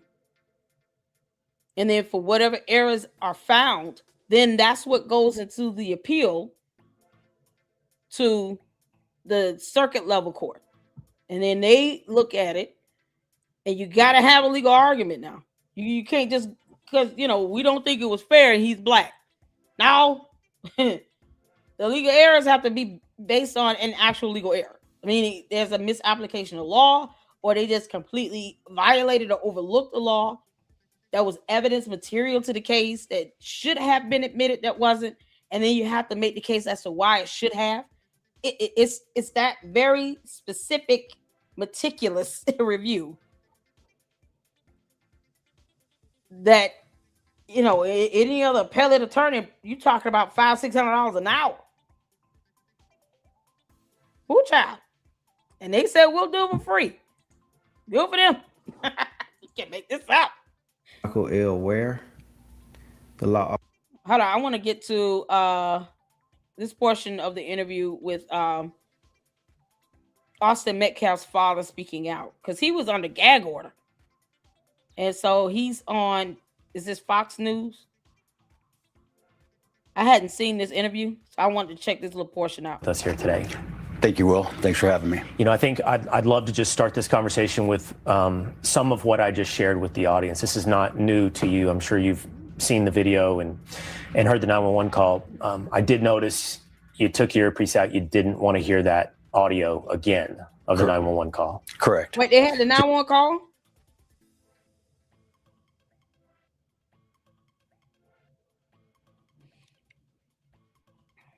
I didn't hear the 911 call.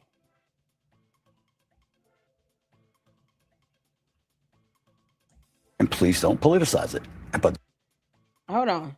We'll listen to this first. I haven't heard the 911 call. How bad is it?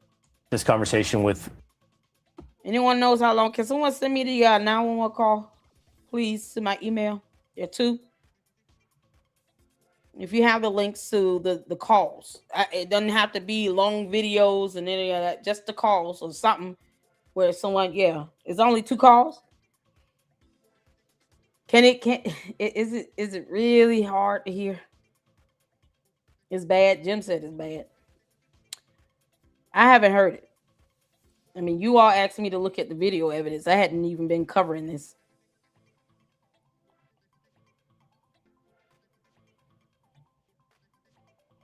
Is it bad? Too bad to hear? Send me the links. I'll listen to it. If it gets to the point where it's too much, then we'll stop. But they didn't play the calls.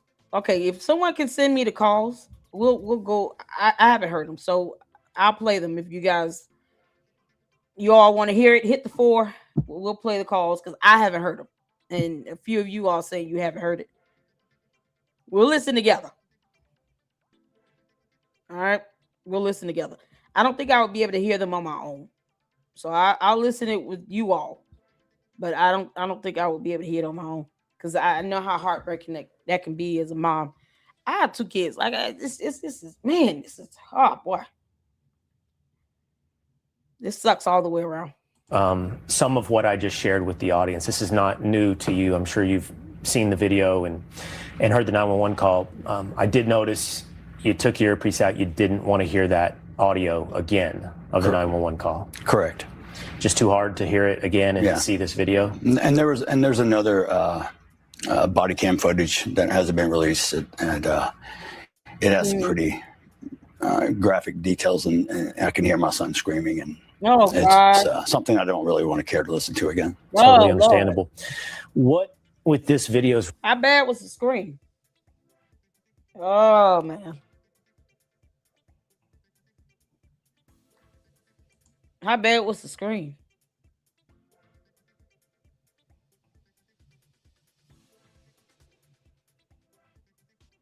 Y'all send me or what? Tell me where to go to get the calls after this, and then we'll listen to it. Release, Jeff. Do you hope the public can see about this moment? Well, I mean, obviously, the trial not being publicly viewed live, due to there's so many minors involved, and that's a different subject I could talk about on its own. Because look at the damage that these young students who had to witness this murder, who have to live with this for the rest of their life. Every one of them, I believe, are in counseling. PTSD could be a thing. I mean, this is a trauma that you carry the rest of your life, possibly. Hopefully they can get the help they need and move forward and not be scarred from it. Me personally, I'm the same way. I need the help too, to make sure that I can move forward. And that's what I really want to concentrate on, is moving forward. I hope this video can clear up a lot of the misinformation that was provided throughout the entire year before the trial came to light. There were multiple lies and mistruths that were put on social media, that were spoken by even individuals that have some fame. People had their own opinions without even seeing the facts. And that's the part I have trouble with. What do you make of that? Candidly, with the audience, you and I spoke a little bit earlier today, and it's one of the great mysteries for me, and how something that is so clear, the facts so obvious, was turned into something that was this great national discussion of race. I think you called it earlier. How did this become George Floyd 2.0? Unfortunately, in today's moral decay of society, as we witnessed, people believe that if they have their own voice, they scream loud enough, they're right. And they believe perception. And it's so crazy. People can be loud and wrong. He's absolutely right. Being the loudest person in the room doesn't make you right. That's why it's imperative to have an understanding of the law and how these matters flow through the court. You can't listen to Umar Johnson tell you not to vote, but then you want to sit and talk about how there was all white people on a jury. Well, you will have more representation if you register to vote. You got to be registered to vote to get served for jury duty. Some of these judges are elected. Go vote for these judges. Vote for your prosecutors, your DAs. Your members of your legislative branch of government on state and local levels. Go out and vote. You can't make this stuff up. Legislative branch writes the laws. Judicial branch enforces and interprets and upholds them. So if you're out voting for the representation that you feel will best serve your needs, then you would have the representation in the courts and on the juries and everything that you feel would be adequate. Otherwise, you can't complain if you're not even voting. The hell? Is their own reality. It may not be truth, but in their mind, it is their own reality. For a person to not able to objectively look at something, use common logic, common sense, to come to a determination just based on merely the facts, not the color of one's skin, that tells me a whole lot about your character if you choose that direction. And you told me you feel like you know the moment this became more than simply a horrible tragedy and a crime story in North Texas, where it became this larger thing, and it was that press conference. Yes, sir. I do believe that was probably one of the turning points. I was there to show up to pray. I was hoping we could show the world this wasn't a racial divide thing, that we could kind of close the gap instead of widening it. But at that point, they'd obviously retained the services of Dominic Alexander. And the thing is, there's nothing to retain, according to him. He said himself, can't be fired from something I wasn't hired for. You don't say. I am just flabbergasted. This idiot claimed to be a minister of justice with no credentials, never been to law school, doesn't know the law, and then turned around and said in a whole interview with some podcast, and we watched it, I don't remember the boy's name, I can't be fired from something I was never hired for. And yet he went out and tried to represent them and speak on their behalf, knowing that he himself has gone through the courts, charged with a crime, pled guilty to avoid going to prison. And not one time did he go in court talking about everything's so racist. This is all it's a setup, Your Honor. I can't believe it. You got all these white people sitting here trying to lock me up, but he shook up a 2-year-old baby. He didn't go into court saying that. He just pled guilty because he didn't want to go to jail. It's the cowardice for me. But somehow he knew that whole let me stir up the pot about race would not work in court. No different than these soft sits talking about I'm a real man. I'm a grown living woman. Get your ass out of here. Convicted baby shaking felon advocate who decided to throw me out of the press conference, had me removed by police, and then proceeded to gaslight me and tell me how I was such, I can't remember the word he used, but that I shouldn't have been there, and it was not dignified to my son or myself, which I really couldn't quite understand as they proceeded to gaslight me. And also took it, there was a young lady who has followed the case also from the entire time. Her name is Sarah Fields. Also showed information about her. That's when they took it from any type of remorse, which they did not show, to the fact of now we're going to play the race card. And now we're going to politicize this. Now we're getting a political activist involved. The two things I said on one of the first interviews I ever did was, please don't make this about race and please don't politicize it. But they chose to do both. And your goal that day was to simply get together and pray? All I wanted, I was actually hoping to show them, hey, look, man, I know what happened was terrible. And your son made a horrible mistake. I was hoping for some accountability maybe and some remorse. Neither one was shown. Have you ever spoken to the Anthonys? No. No apology, no remorse? Nothing.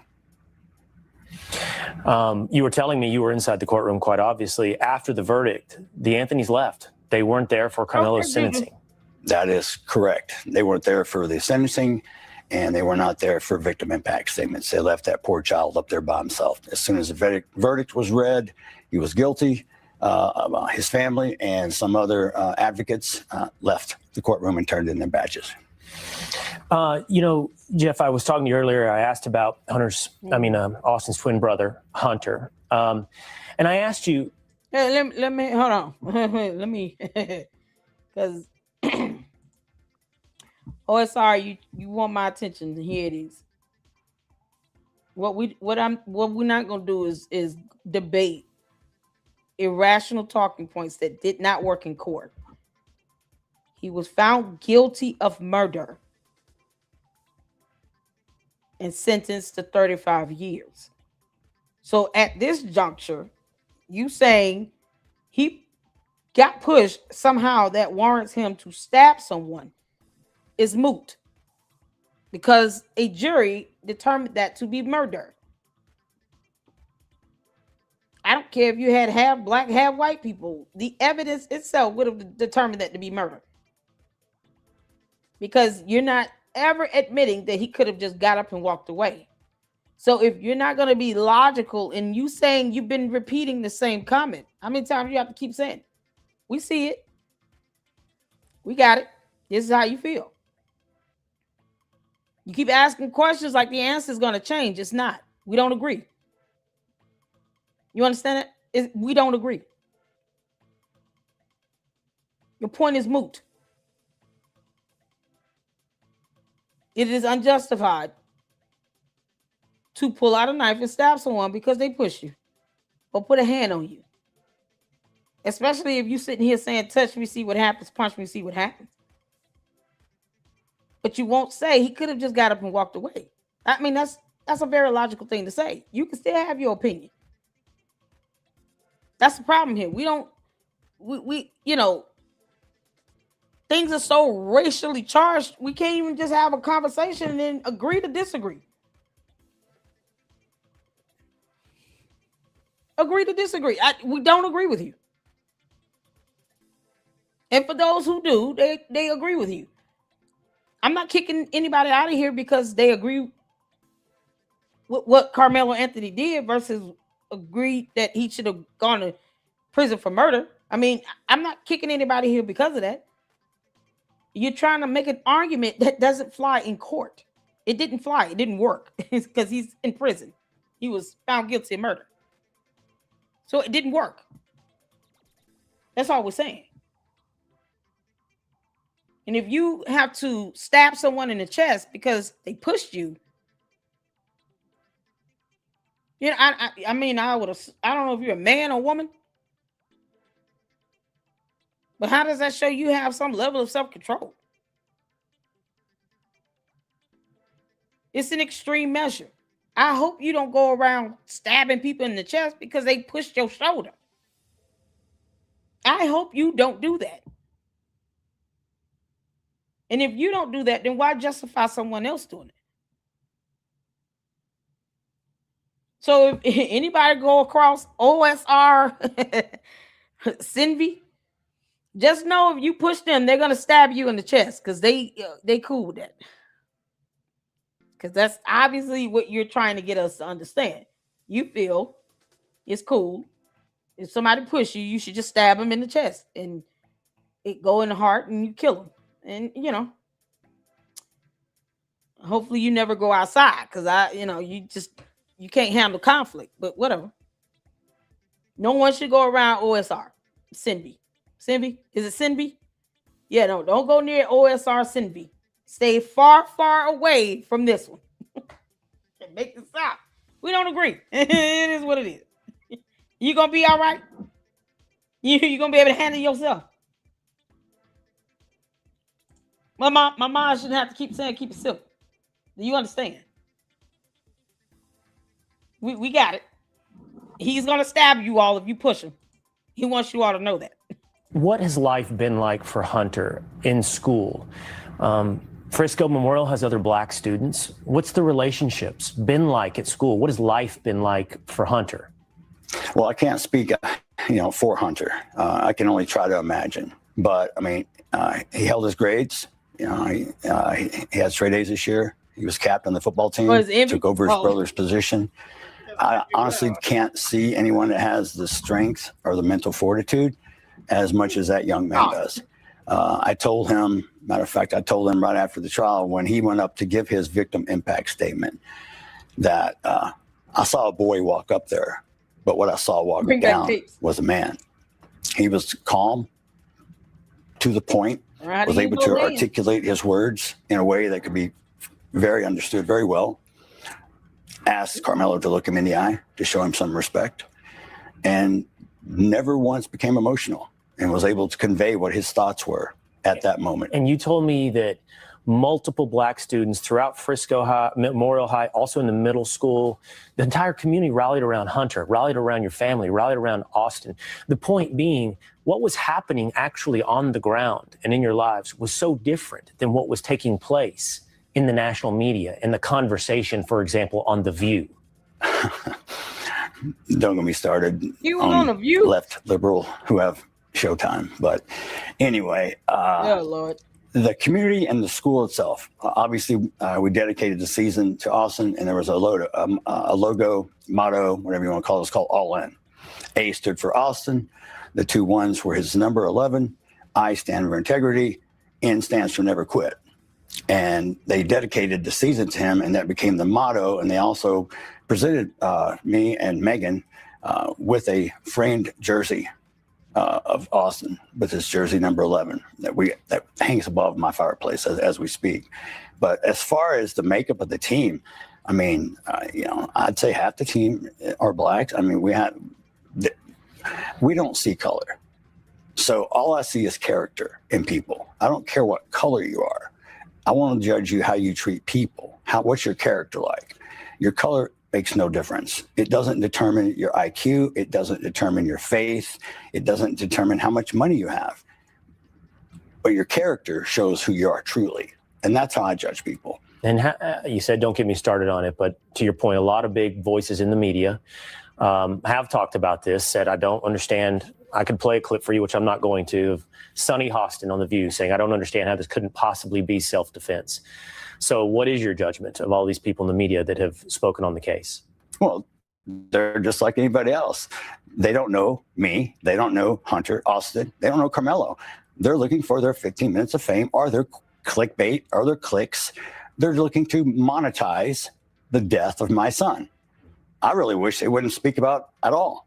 Because one, if that woman said that, she has no idea about the facts of the case, but she wants to spew her public opinion on a platform that reaches millions of people every day. Do I have that platform? No, but today I have a little platform to say what I'd like. She is completely wrong. And if they want to take me and call me and ask me to be on The View with them, I would gladly fly me up there and let me talk to all of you. Well, I can promise you more people are watching you right now than watch The View. It's not hard to believe. Last thing, Jeff, you said they don't know your son. What would you like the world to know about Austin Metcalf? Man, I don't think we have enough time. But, I mean, Austin, I'll try to sum it up. He was a leader. He was a God-fearing son. He had compassion. He showed love. He always helped, always was helping his teammates, always helping the younger kids from middle school who was transitioning to high school football. He would go and talk to them and tell them what to expect. He would coach them in the weight room. He was a leader. When he stepped on that field, he became someone totally different. And he played, I told him once before, I said, son, you play with such controlled rage. And it shows. And for him to have all the accolades and the thing and where he was going, I mean, there's no doubt in my mind he was playing D1 football. But, let's just go a step forward. Maybe there's that 1% chance he does get to the NFL. I'm maybe biased because he's my son, but he had the numbers, the stats, and the size. So the possibility does exist. I don't know about the probability, but the possibility surely existed. Well, I'm sorry for all that you and your family have been through, and you and I've spoken, and I know you're continuing to go through it. I know you're getting a lot that is completely undeserved and unfortunate out there. So you continue to, but I appreciate you sharing with us, and with the world about Austin. Well, that's one thing, all in, and this is one of the things that people understand that we did all the time was this, and this is sign language for I love you. If you ever see my boys or whatever. That was kind of like, their thing to tell me, hey, man, I'm thinking about you. I love you. And I just want the world to understand, it all starts with you and it all starts at home. So as a parent, do your best. Are your kids? Doesn't mean they're going to turn out right or wrong. It doesn't guarantee that they will live or die.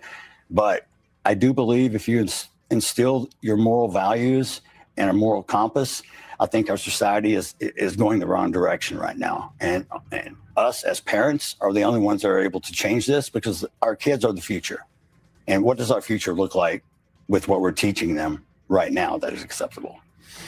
Jeff Metcalf, thank you so much. Thank you, sir. All right. Ooh, child, that's something else. Corey Massey, pushing is not assault. It's called battery. It's a misdemeanor. It's not assault. There's a difference. Battery and assault, two different charges. But he was convicted of murder.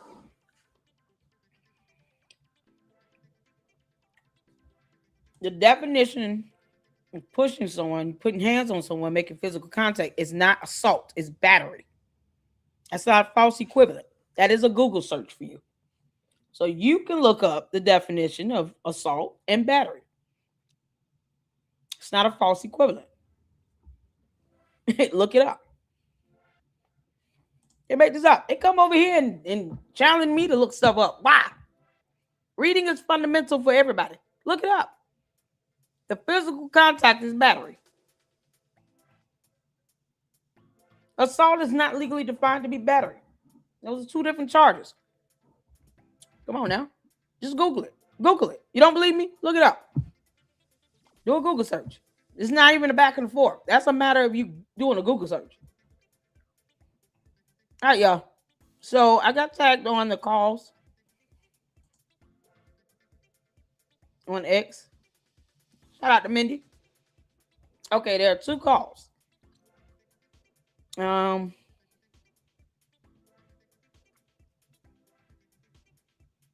Which one do I just listen to one person and the other? The one that lasts a minute 50 seconds. And one that lasted 2 minutes 58 seconds.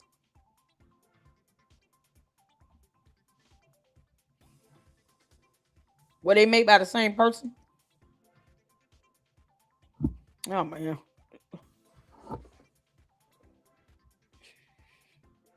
Mindy.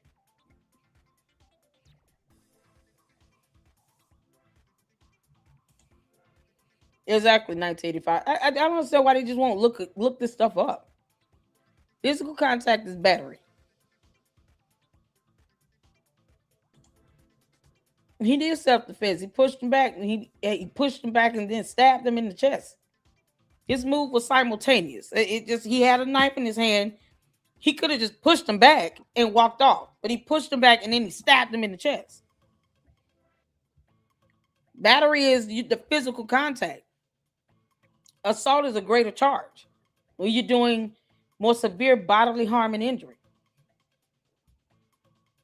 But if you're telling someone, put your hands on me, touch me, see what happens, punch me, see what happens, you got to understand what it means to be the primary aggressor and to provoke as well in a situation. You don't be the primary aggressor and dare someone to put their hands on you or provoke someone to doing that, to touch you or punch you, and then you want to holler self-defense. This is the thing people not understanding here. Proportional force means whatever energy I give you, you give it back to me. So if you push me, pushing me back, that's that proportional force. I push you, you stab me in the chest, it's not proportional because it's not equivalent. That is what the law, and I pulled up the law here in the first and second live stream. So you have to check out my first, I think it's the first live stream I did where we went over the law. Or was it the second one? Because this so-called minister of justice, that idiot doesn't know the law. And I had to pull up the actual penal code in Texas. Laws are not, and this is why I keep saying, you can't go to court expecting a result based on your opinion of the law. It is based on the legal definition of the law. That's how that works in court. He was charged with and convicted with murder because the proportional force was not there. You can't say that this was self-defense. Self-defense, according to the law, involves proportional force. We actually read the law. That is what self-defense in the state of Texas, according to the law, is defined to be. It is based upon proportional force where it has to be relevant to whatever you're given. That's what you give back equal to that. That situation did not require excessive force. So you didn't need to stab someone in the chest to defend yourself if they only pushed you. So you turned simple battery into a whole felony and 35 years in prison for murder because your force was not equal to what they gave you in accordance with the law. I'm not making any of this stuff up. This stuff, all this stuff can be Googled. That's why he was charged with murder and convicted of such. That's not equal force. That was just what I was saying with this OSR envy person. We're not like it's almost like redundant. If people don't truly understand the law, it starts with that. You got to read and research the law and understand what the law states would be self-defense. How does the law define self-defense in the state that you're in? Certain laws may have nuances based on whatever state you're in. So look at the laws in your state about self-defense, battery, assault, murder. Like look up these charges so you can see what is required to meet those charges. And then you can understand, okay, if someone pushed me and I shoot them in the head, I'm going to go to jail for murder. Like, it's just that simple. That's not equal force. It's not proportional. That's outlandish and extreme, and it's murder. If they would have just pushed each other a couple times and then you had the other kids around to break them up, guess what? I don't even think they would have gotten into trouble, because the teachers and the faculty, all those people, they know the kids are gonna have a little fight. They're gonna have a little scuffle. They'll say, "Break it up," and then go to class. That's it, right? It's not gonna always lead to suspension or exposure, any of that. Murder will lead to prison every single time. But this right here, you're talking about a situation, you're talking about you got pushed. Like, what you mean?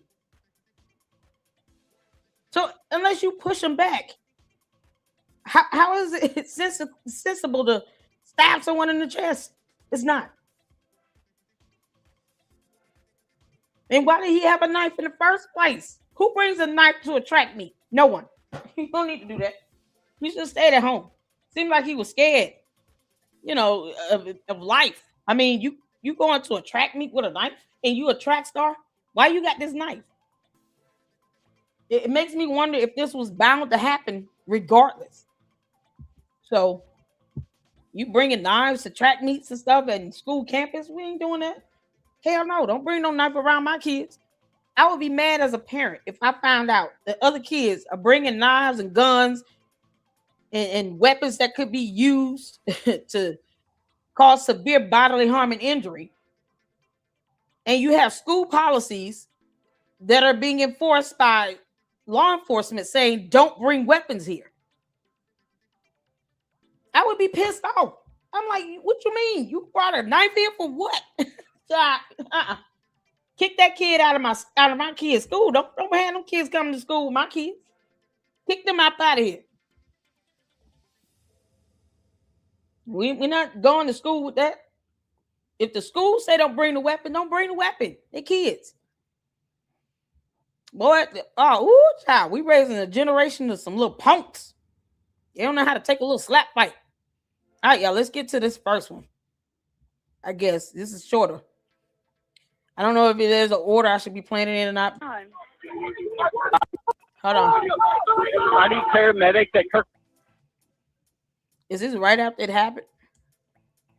So this is the first one, and then we'll play the second one. I need paramedics at Kirkendall Stadium right away. Okay, what's going on? I have an athlete that was stabbed. He was stabbed? Yes. Okay, where's the person who stabbed him? I don't know.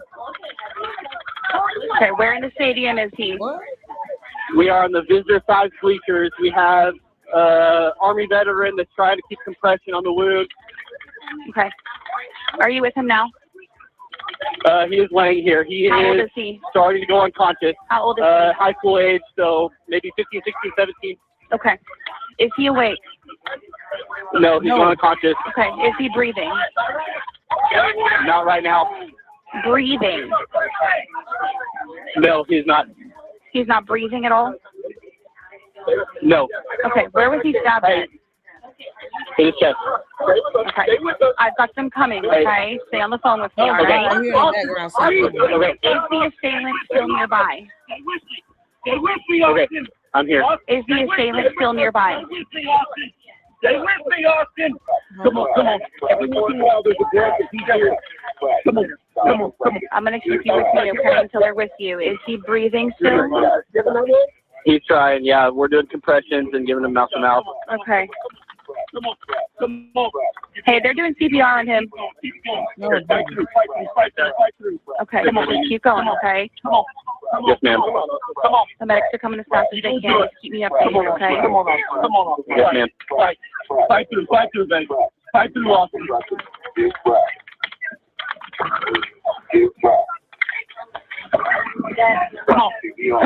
Come on. Ooh, God.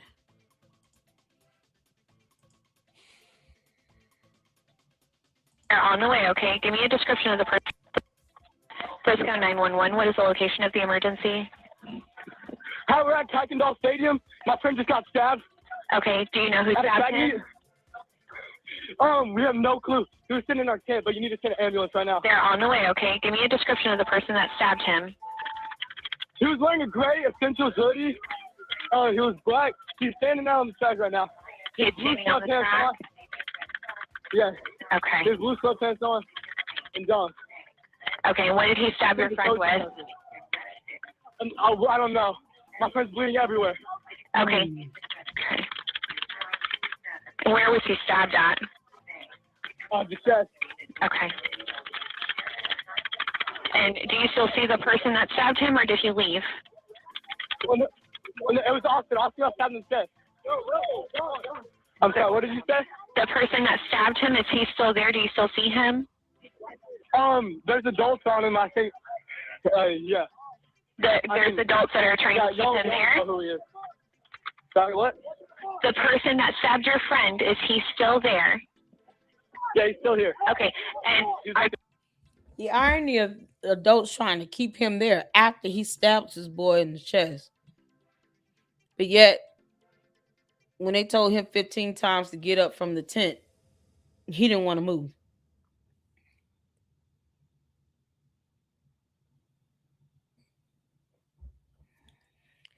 This was avoidable.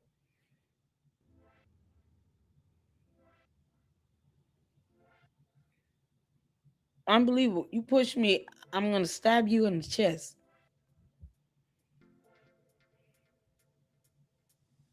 And this boy lost his life because he got pushed.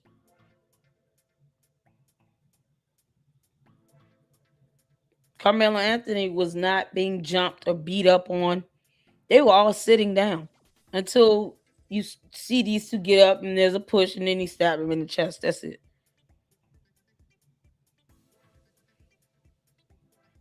But he could have got his ass up the 15 times they asked him to do it.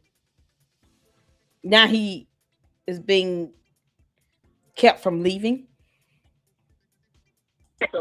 there's a coach with him? Yes, he's with. People got him. Okay. Do you know if he still has the weapon on him? No clue, but he's like he can't do nothing. He's done. What do you mean? He stabbed Austin Metcalf in the chest. What? What do you mean he can't do anything? What's going on with him?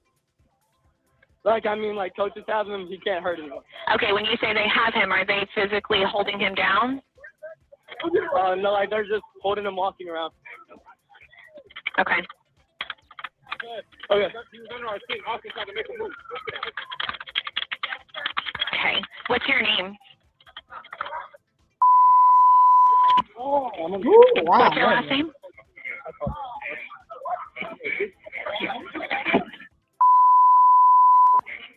Yes, ma'am. What's your last name? And do you see any of the responders there yet? We hear the sirens, but Okay. the coach has sent us out. We're all walking to our buses. Okay. So you're going to get on a bus right now? Yes, ma'am. Okay.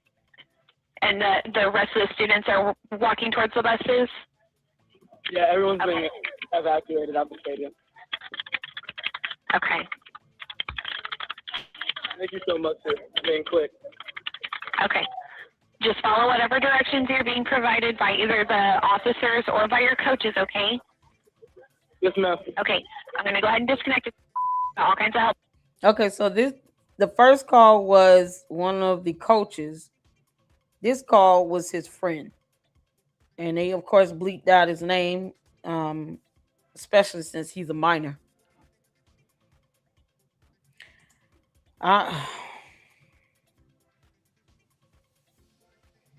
This was hard to hear. I'm not even gonna lie. This was really, really, really, really hard to hear. I don't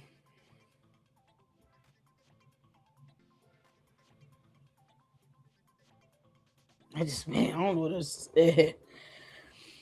All right. One last video. It was a couple more that I wanted to kind of go over. We'll just save for another live, but this one here I wanted to go over with from April Chapman, because like this Dominic person, you got all these scammers and so-called wannabe minister of justice advocate, whatever, people coming flooding into this case, and as opposed to teaching people how to go register to vote so they can serve on jury duty, they want to keep hollering how everything is racist.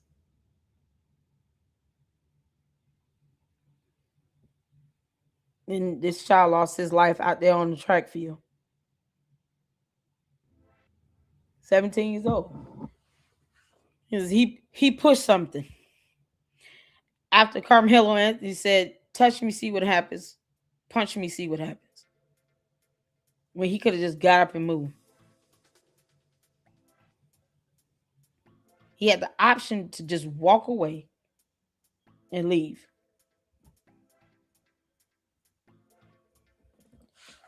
This stupid ass self-entitlement is ridiculous.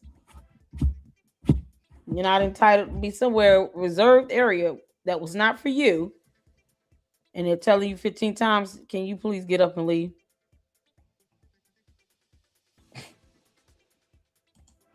Stupid shit. Grace and peace, you guys. Welcome back to Unshakable with April Chapman. Today, we are revisiting again the Karmelo Anthony case. A lot of us are really doing like a post-mortem autopsy, not just of the case, but we're really giving a deep dive look into how did the Karmelo Anthony family get here. Things appear to be getting progressively worse for them. The more time that passes and the more that we try to make sense of how the perpetrator in this case, Karmelo Anthony, a lot of us, I'll be honest, are trying to understand how is it that this family continues to paint themselves as the victim, and we've yet to see accountability, contrition, any sort of remorse or sorrow from these people, but instead they keep doubling down on this victim narrative and this. It's the arrogance and the pride. And the parents reflect that because they didn't teach their son about self-control and to how to de-escalate. You sit in your ass somewhere where people are telling you need to get up and leave. And yet why should the authorities have to go out there to tell him to move? Why? He's 17 years old. Why should they have to go and find authorities, the police, to remove Karmelo Anthony from their reserved seating area underneath that one tent? But you won't ask, why is it that Karmelo Anthony could not just go sit under the other two tents he passed by to get to that one? He passed two tents. Why didn't he go sit at another damn tent? They're not asking simple, basic questions like that because it's selective outrage. Your fake outrage is stupid. If you're not using logic when it comes to him moving or not going to that tent at all, then why do you expect Austin Metcalf to have called the police just to get Karmelo Anthony to move from his tent for his team from that reserved seating area when they had all that bleacher space where he could have sat any fucking where else? What do you mean?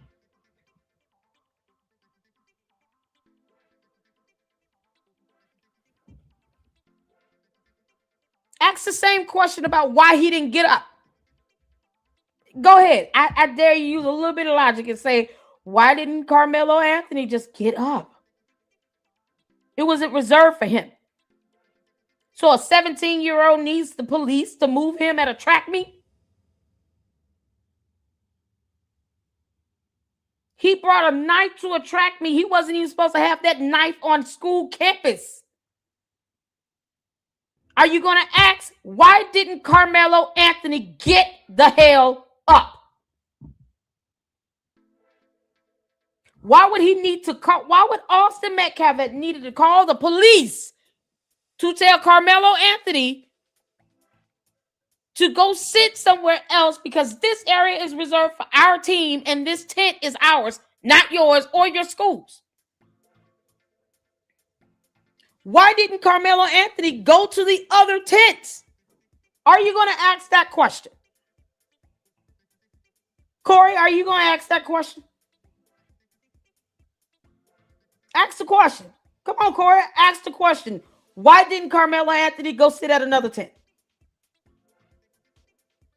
Why did he have a knife on the school campus at a track meet? Are you going to ask these questions? Ask them. I dare you to use a little bit of logic. Ask the question, why didn't Karmelo Anthony get up and go sit at another tent? Ask it. I'm waiting. Oh, he had an urgent track meet to go to? Okay.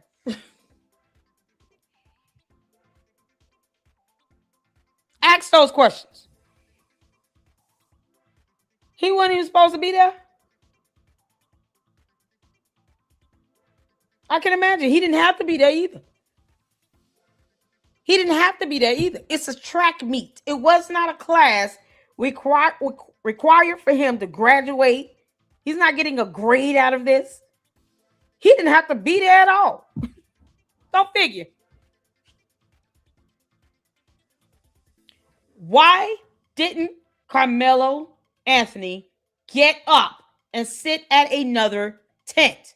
I'm waiting on Corey to ask that question.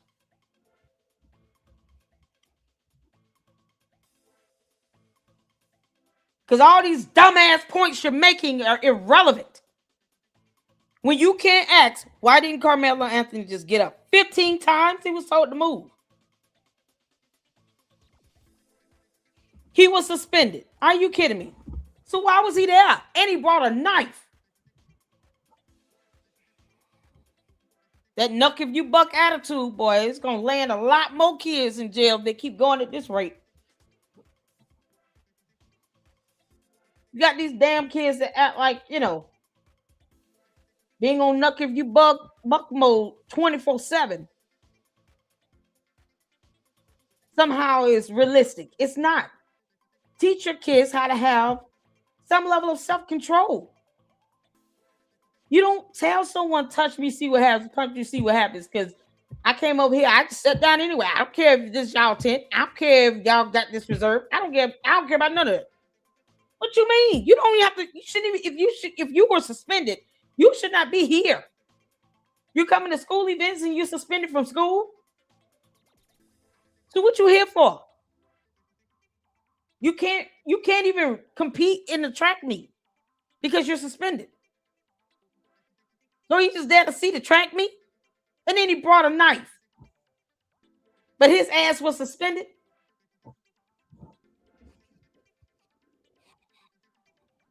He would have went to jail over that.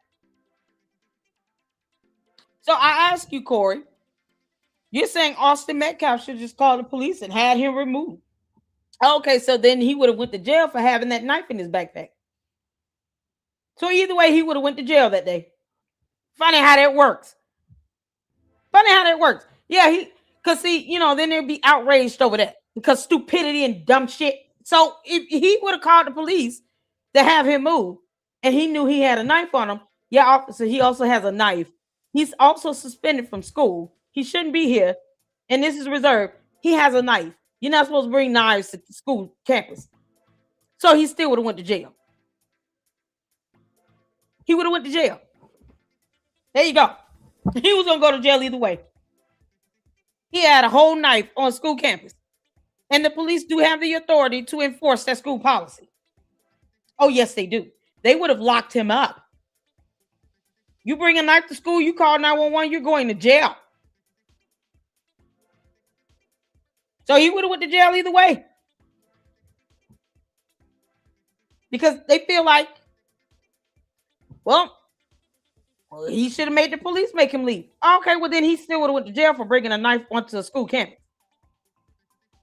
So Karmelo Anthony would have went to jail either way that day. All he had to do was move. So if Austin Metcalf would have called the police just to have him removed, then he would have told the police he has a knife on him. And he would have gotten arrested.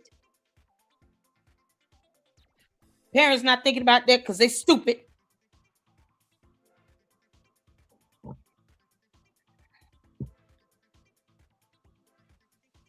Crazy stuff.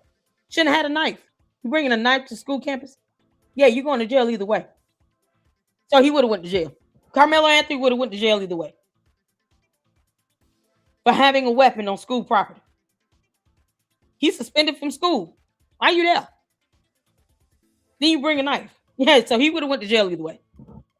Okay. Race baiting narrative, and even so many attorneys and law professors and a lot of people are coming out and saying that the sentence that Karmelo Anthony received, much of it is because of the way that the people who were in charge, his family, his legal representatives, his social justice advocates, they are the ones that made things infinitely more difficult for Karmelo. As you guys know, Karmelo Anthony received 35 years as a prison sentence for the stabbing of Austin Metcalf. And so what I want to do is I want to react to a few clips. The first clip that I want to react to is going to demonstrate some of the missteps that the Karmelo Anthony family made, one of which I've already talked about.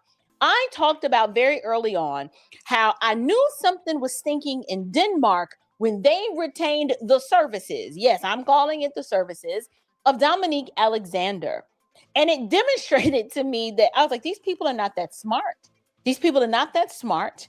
And I know it is disparaging when you call someone low IQ, but these people are not reading the room. Even when information about Dominique Alexander started to come out, you would think that they would say, okay, us being connected to this individual is going to damage our credibility. We got to cut them loose. No, they did not do that. They did not seek wise counsel. They did not enter into this situation with the sole purpose of defending their son and giving him the best chances of a favorable outcome at all, simply because they made way too many mistakes and were unwilling to listen to the wisdom of what so many people, even on the internet, was trying to make them see. Another misstep they made was allowing so many of these race hustling grifters, not the usual suspects like your Al Sharptons or your Ben Crump. They have been nowhere near this case because they're like, yeah, we can't help this boy. What they did was they gave the ball to the JV squad of race hustling and race grifters, such as your Charleston Whites, and then these other wannabe legal minds thinking that having these people advocate on their behalf was going to be a net positive. But in the end, it ended up being a net negative. So first, let's take a look at this new, this character was new on the scene. So many people have been trying to take advantage of the Karmelo Anthony situation. And at the end of the day, one day, I am praying that Karmelo Anthony realizes that none of these people loved him or gave a darn about him, but they were only interested in themselves and what they could get from it, namely, what type of monetary payoff was in it for them. Let's take a look at this first clip. And here are your top stories. The attorney who claimed that Karmelo Anthony was illegally lynched after being convicted of first-degree murder for killing Austin Metcalf is actually not eligible to practice in Texas because she's suspended for disciplinary reasons, aka she is a convicted felon who was ordered mental treatment conditions. Thelma Anderson said the Anthony family, quote, has been legally lynched for the last year and more so by the slaughterhouse of a courthouse, as well as the family of the Metcalfs. So the energy, she said, is very white supremacy. They have shown to be the pigs that they are. Anderson was convicted of federal wire fraud in a paycheck protection program. This convicted felon was presented to the public as a credible legal voice analyzing the Karmelo Anthony murder verdict, but nobody talked about her criminal record or her being blocked from practicing law. The State Bar of Texas currently lists Thelma M. Anderson, bar card number 240-91728, as, quote, not eligible to practice in Texas with disciplinary status as, quote, suspended disciplinary reasons. Her suspension took effect on March 3rd. Federal court records in the Northern District of Texas confirm Anderson pleaded guilty to wire fraud, which is a felony, and received a sentence of 4 years probation plus $20,000 in restitution to the U.S. Small Business Administration. Immediately after the verdict, Anderson became a voice online and in the media, identifying herself as attorney Thelma Anderson. In addition to accusing the court and the Metcalfs of white supremacy, she called the courthouse a slaughterhouse, criticized the state's witness strategy as, quote, very weird, and suggested it may have hurt the prosecution. The state called 17 eyewitnesses in addition to coaches, medical examiners, and experts. Okay, here's some details. Anderson served as an assistant district attorney in the Dallas County District Attorney's Office from 2016 until March of 2022. Dallas County DA policy prohibited outside employment without authorization. Anderson did not get that authorization and had a business outside of her position. While employed there, she operated Thelma Lou LLC, a clothing boutique that she claimed was doing business in Irving, Texas. On February 4th, 2021, she submitted a PPP loan application that falsely stated the business had an average monthly payroll expenses of about $9,000 and gross sales of about $140,000 in 2019. All right, I'm going to stop it right there because here's what I want you guys, the audience, to take away from this. The vast majority, if not all of the people inadvertently connected to this Karmelo Anthony case, they are all either criminals, grifters, or just, these are not good people. In my opinion, I think what the Karmelo Anthony family has done is surround themselves in their desperate attempt to, quote unquote, save or defend their son. They simply surrounded themselves with everyone who gave them what's called confirmation bias. If you come to the table not in truth and in honesty and loving us enough to tell us, look, what are we really dealing with here? How much time is he really looking at? Does this look good for Karmelo? Is there a possibility that he could possibly win this case? No, they weren't interested in that. They were looking for anyone who would echo the narrative of racism, prejudice, bias, just like the grandmama said.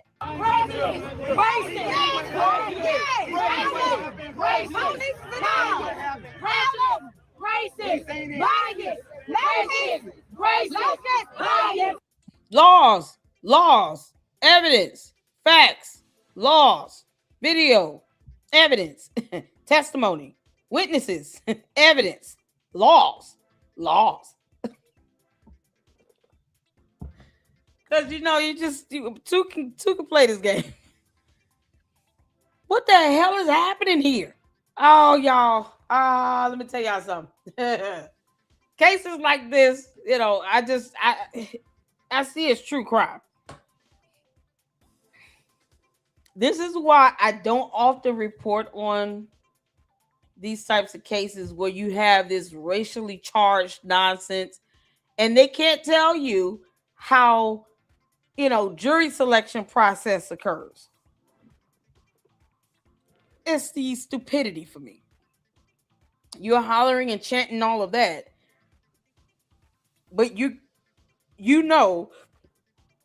not registered to vote and you don't want to serve on jury duty so that you can have black people on a jury because you listen to Umar Johnson. It's the hypocrisy for me. These are the same people that think that the appeal is going to allow him to just have an automatic new trial with new evidence and new witnesses and all this stuff and can't tell you any law on anything between murder, battery, assault, nothing.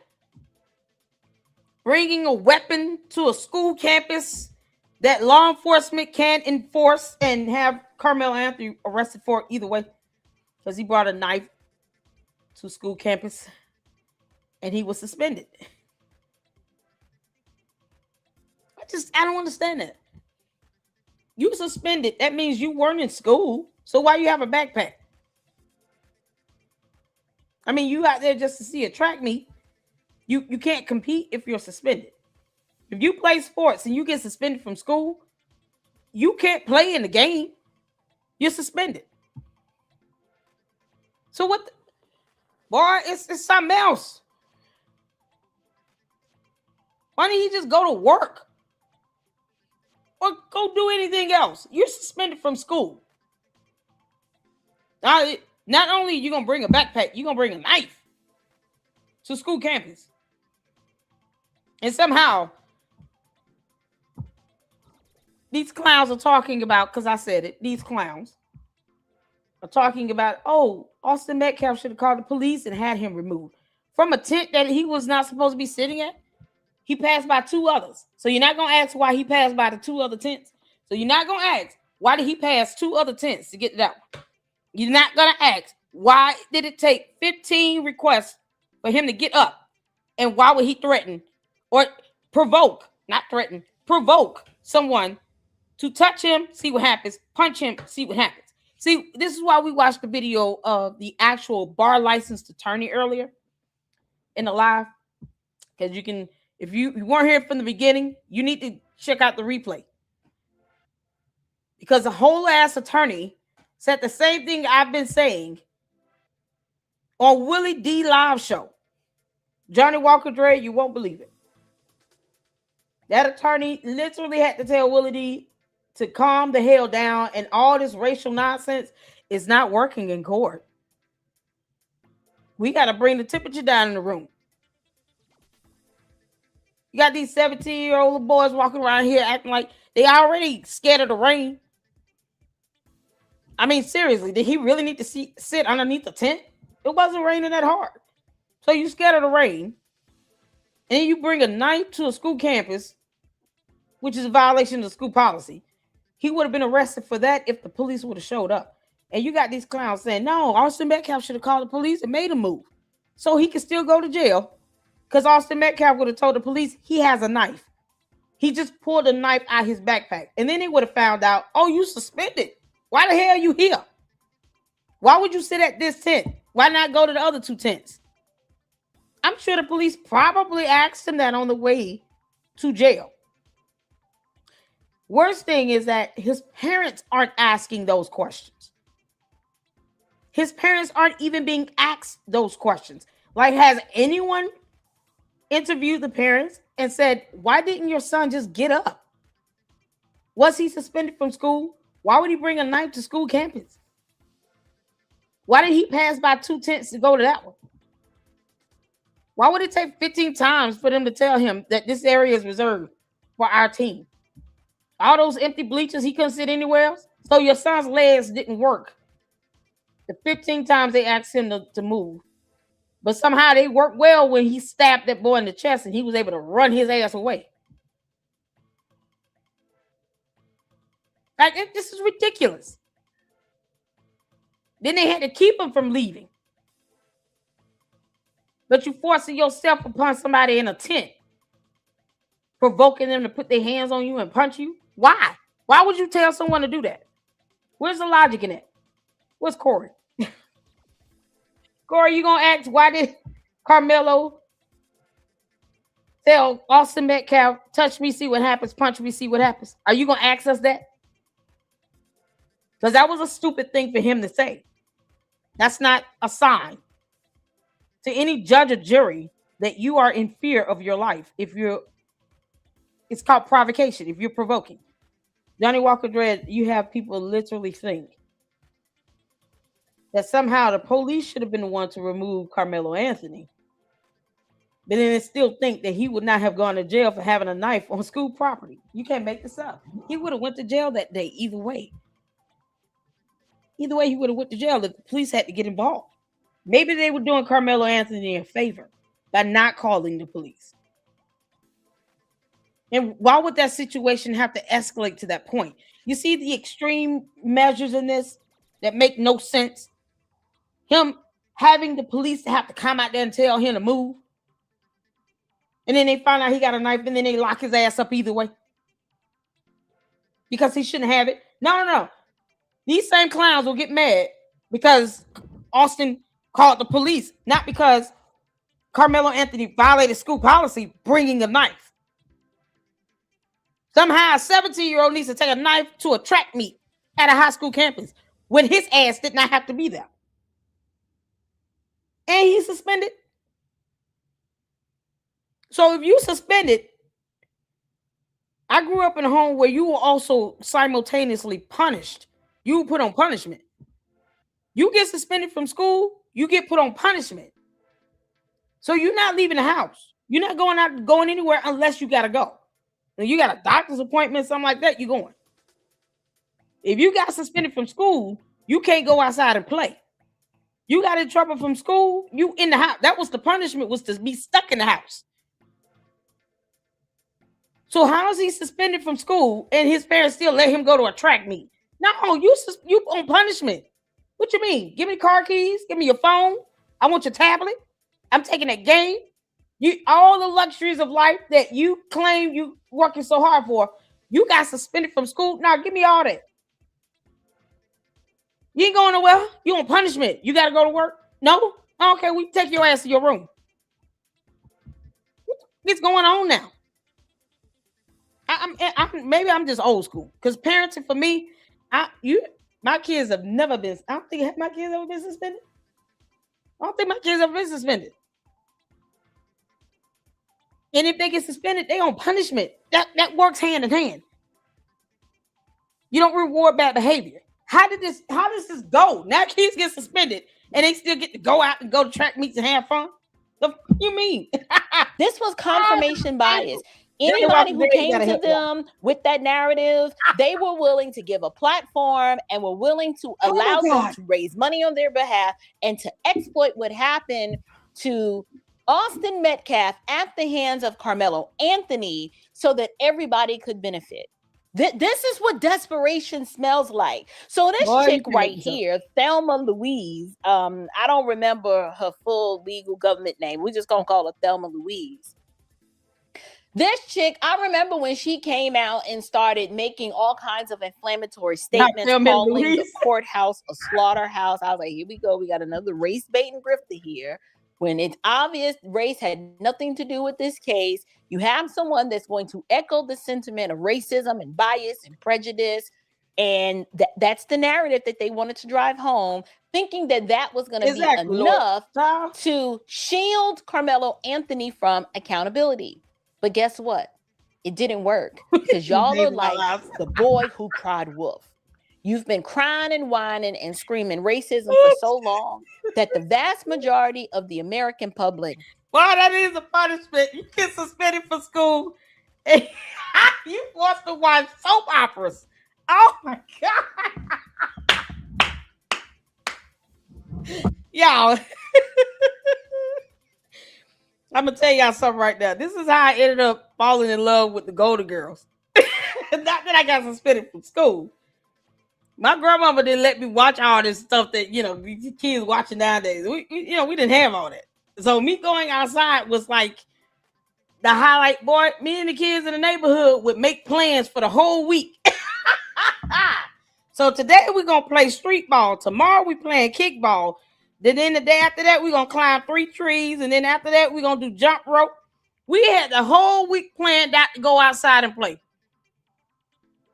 And you sitting here like, I can't go. What do you mean I'm on punishment? I'm scheduled to go play kickball. And then you got to be stuck in the house. You can't watch cartoons. You can't watch bad TV. Could watch it. Oh man, all the stuff I love watching. X-Men 97. Couldn't watch none of that. And then I got to sit here and watch soap operas. That's how I ended up liking the Golden Girls. Because it was like one of those, it wasn't a soap opera, but oh man. It like if I had to choose between General Hospital and the Golden Girls, yeah, the Golden Girls win every time.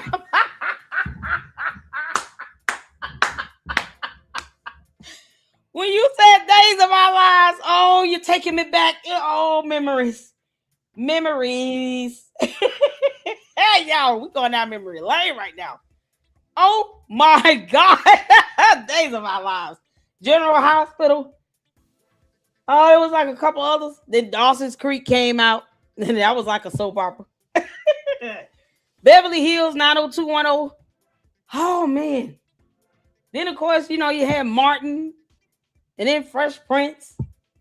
Then you had Mad TV. In Living Color. Oh, child boo. They're the worst thing that could happen is you not watching no cartoons on Saturday morning. What? You gonna clean your room the whole time? Like you know, cartoons come on between like 9 a.m. and like 12 noon. So you got these 3 hours where you're like, okay, I'm gonna eat a bowl of cereal and then let that last like eat real slow.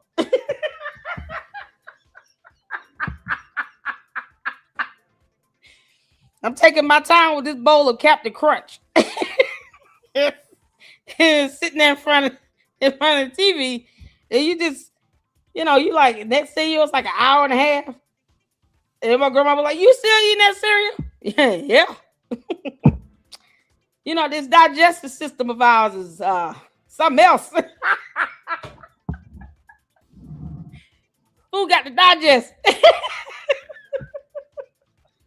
One life to live long. Oh, the Jetsons. Yo. Oh, man.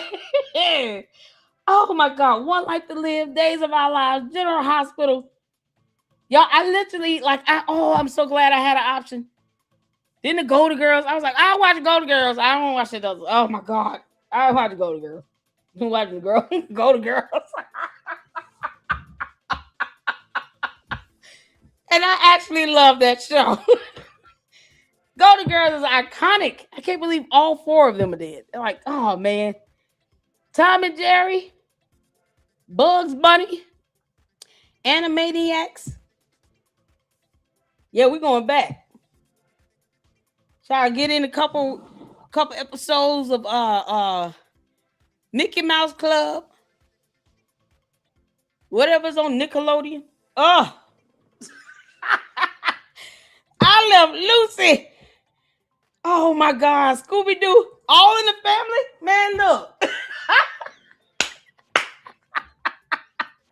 Three's Company.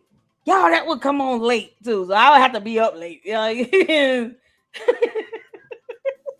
That was like a Friday night, you know. That would come on like right with what's the show with the military? Oh, with Gover in it. Saved by the Bell come on Saturdays, y'all. Oh my God. That man, Designing Women. Listen. Before Will and Grace, there was Designing Women. Then besides Saturday cartoons was like X-Men 97. Spider-Man. I watched Spider-Man. X-Men 97. Oh my goodness. MASH. There you go. MASH and Three's Company will come on around the same time frame. Then you had Good Times. Oh, let me tell y'all something. Home Improvement. Oh, y'all taking me back. Y'all, we telling our age right now. Mary Tyler Moore. That's all. I would catch that on the rerun. That. The Jeffersons, Sanford and Son. Those shows for me were like rerun shows. Then you had, you know, the Apollo, a little bit of Arsenio Hall. Oh, come on, man. Come on now. Carol Burnett. Oh, man. Mama's Family. Can we give it up for Mama's Family? Oh, my goodness. Mama's Family and then Go to Girls and then Mama's Family. I was like, those two shows I would watch. No one had to tell me to watch that. You didn't have to force me to watch it. I wanted to watch those. Mama's Family and Go to Girl. Like them two shows, that's it. Me and my girl, we can watch it all day. Bewitched. Oh, come on. Y'all, before you had Will and Grace, you had Designer Women. Who child? We could go on and on, y'all. We could go on. Happy Day. Don't forget about Happy Day. What you talking about, Willis?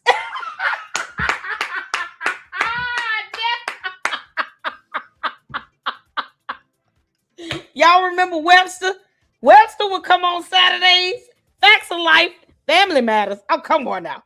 91 Jump Street. Somebody said Silver Spoons. Oh my goodness. Sinbad Show. Yes. Steve Harvey Show. That was pretty funny. You can't make this up. Goodness gracious, friends. Alf, and what was it, the dinosaurs one? What was the dinosaurs? Y'all, Alf was just like, that was a late night show. Had to sneak up for that one. Alf would come on around 11 something. And then was it Harry and with the one with the Bigfoot one? I would even watch Coach. Y'all remember Coach? Oh, God.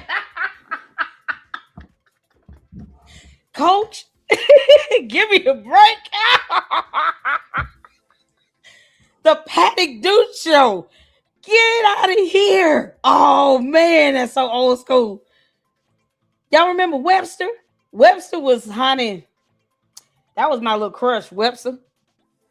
Then Saturday mornings, we had Power Rangers, and I was just crushing on the Green Ranger. That boy was so cute. No, the Black Power Ranger. It was the black one. And then they had the white one come in with the little ponytail and stuff. He was so cute. All right, that's my side. I need to move on. All right, we gotta go. Are not buying it anymore, and it's not working. And so you retain the services. And when I say retain the services, I'm not saying that there's some contractual relationship between this Thelma person and the Karmelo Anthony family, but it is obvious that she was given license to speak on behalf of the Karmelo Anthony family. And she was speaking. It's funny how none of these legal minds were secured and retained as a part of his legal defense. But after the fact, everybody who had something to say that somehow is the opposite of the story that the defense showed, or should I say, told us in court, now all of a sudden these legal minds want to speak and tell us what this is really all about. I'm saying here that the Karmelo Anthony family has surrounded themselves with a bunch of miscreants. Yep. And criminals and people who have a very sketchy past, and it makes you wonder, why would a family who claims to be so upright and whose son didn't do nothing and him was a good boy and he was just out here saving lives every weekend from little kids who drown in pools? I'm not saying that he didn't do that, but this is the narrative they're trying to present. Why is it everybody surrounding this case on your side of the courtroom are all criminals or people who are damaging your credibility, and y'all ain't got the sense enough to see it and cut these people off and say, look, we appreciate you wanting to help, but you got way too much going on with yourself. It's like they've done no due diligence. They weren't interested in saying, are these good people and are these going to be good people to represent my son? They didn't care. They're just like, can you be loud? Can you scream racism over and over again and to where people believe it? This is why I believe they allowed Charleston White to jump on the bandwagon and get in where he can fit in. He's another race hustling, illegitimate grifter that we're gonna watch him flip-flop, right? Like, so he comes out the woodwork, all of a sudden he's Team Karmelo, And then when he didn't get the payday that he thought he was going to get, or when him and the Karmelo Anthony family could not negotiate, I guess, a fair exchange for his race grifting, race hustling services, now all of a sudden he wants to cut them off and say he is no longer associated with the Karmelo Anthony family. This whole family is a bunch of shysters. I'm off the Karmelo Anthony case. I ain't put no goddamn money toward that boy. His daddy too goddamn weak for me. I don't like a weak. His dad ain't willing to die, kill, or go to jail for nothing. That nigga wants some bills paid. Karmelo, my heart go out to you if you ever see this video one day. I'd rather stand with the Jeff Metcalf than I would with Karmelo's daddy. Weak, dark side is conservative. I ain't standing with no weak ass black man. I'm off the case. I'm sending the money back. Go get them weak ass Benjamin Trump here. I'm out. Call content. I gotta make content over here for the Karmelo fans. Then I gotta make content over here for the Metcalf fans. Then I gotta make comment for the hate racist heart people. So I gotta make something for everybody. He don't know what he wanna do. I make something for everybody. I say Karmelo, I say Jeff, I make something for everybody. So I got fans. So guess what? My views go up, my engagement go up. Now if I just stayed over here with Karmelo, I'm gonna lose people. Aiden Ross hate Charleston, he's a murderer. I can't have Aiden mad at me, that's my nephew. Then I got my other people over up. Man, you ride with the white folk, man. Listen, the white man came in peace and love at first. I was with him at first. You with the white man at first, yeah. I came and got with the nigga. I satisfied everybody.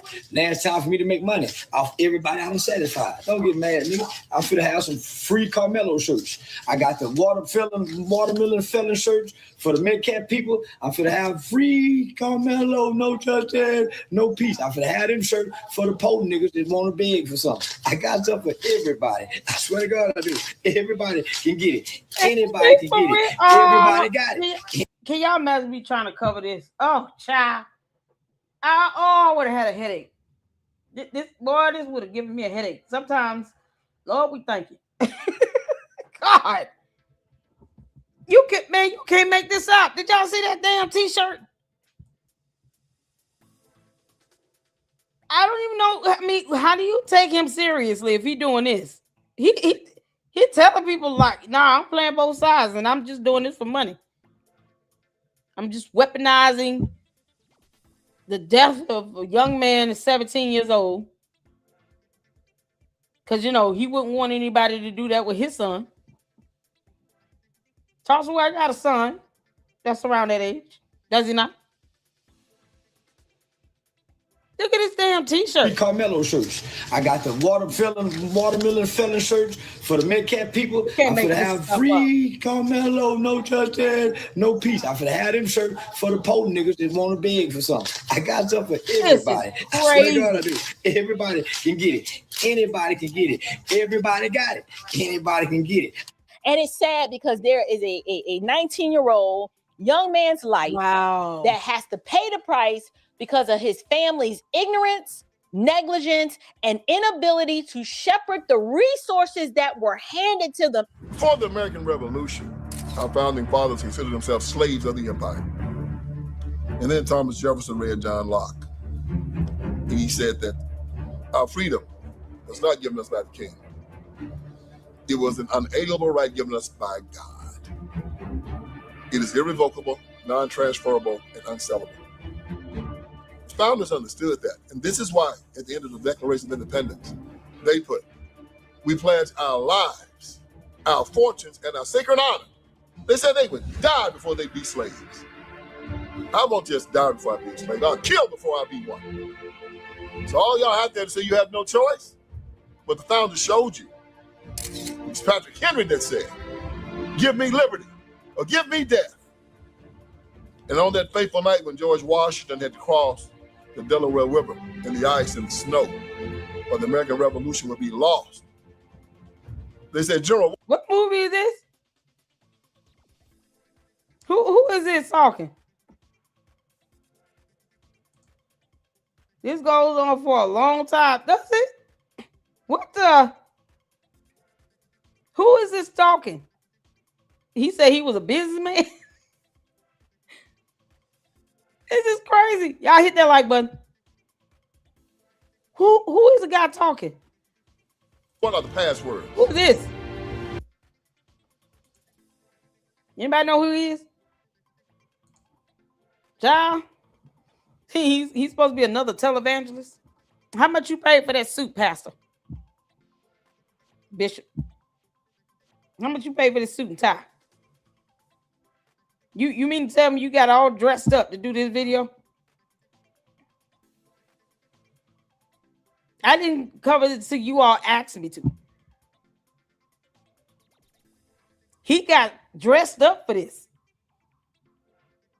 He said victory or death. Either we're successful tonight or we all die. Vince Everett That's the idea of a free man. And I am a free man. So all you out there that believes that someone has to give you your freedom, you're admitting that you're a slave.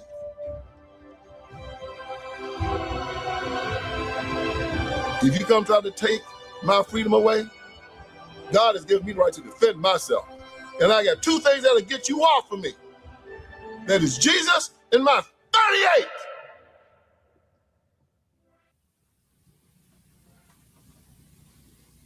Slave is a choice.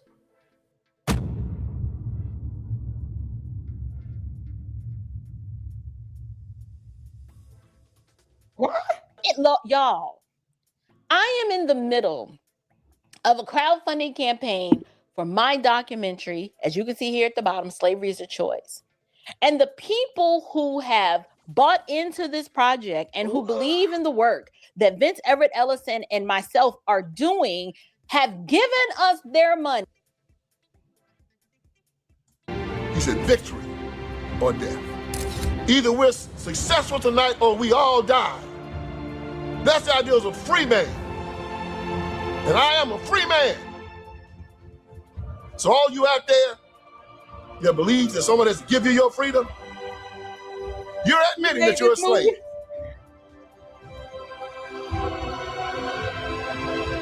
If you come try to take my freedom away, God has given me the right to defend myself. And I got two things that'll get you off of me. That is Jesus and my 38. April.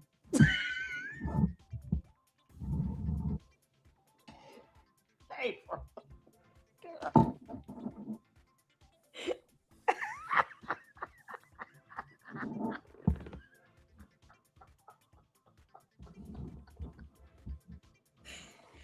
April.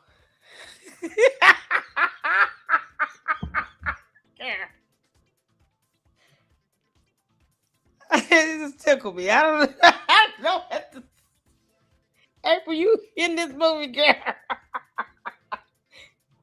Why is he yelling? Why is you yelling, Bishop? You look like a bishop. Oh, Lord have mercy.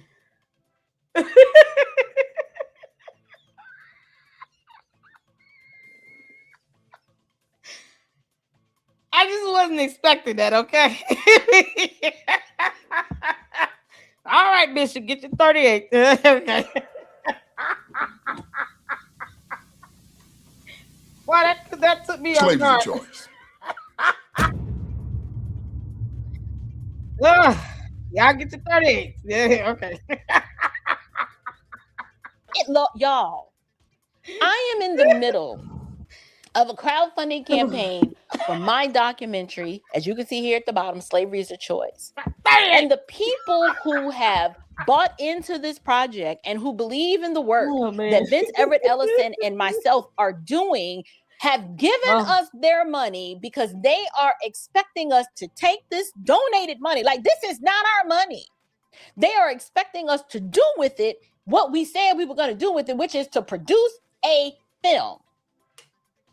How is it that these people had no problem raising all of this money for legal fees and all sorts of other things, and then when it came down to hiring and retaining competent legal counsel for their son, all of a sudden they ain't got no money for the appeal? So we're like, well, where is the money?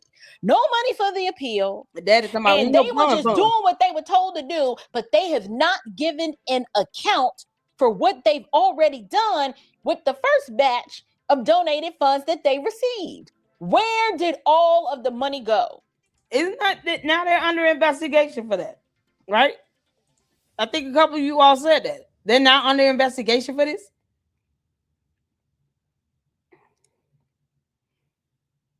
Yeah, he just tickled me, y'all. It's all, I was not expecting that ending at all. The movie looked good. That's why I'm like, who is this a movie? It actually looked really good. The visuals on that is pretty good. Pretty good. He just took me off guard. I was like, hey, bro, is that her husband?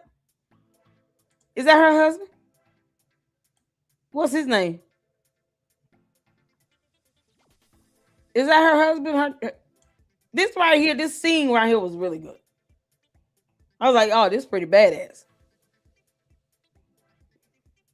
George Washington was badass. I mean, he was.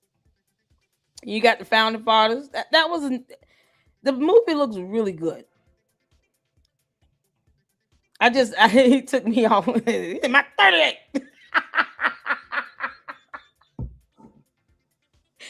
I was not expecting that. All right, April, do your movie, girl. You cannot convince me that over $500,000 that was raised, that you didn't see that it would make sense to keep that money for his legal defense. But instead, they've been investigated for now. Mark Howard charged you to defend Karmelo. One, I hope the little minister of justice said $75K in his interview. So unless he lied, you take away $634,000 from minus $75K. Whatever was left, because they may have reimbursed him for the bond too. Plus, they got to pay his dumbass, that minister of justice. They paid that clown, because how else is he making money?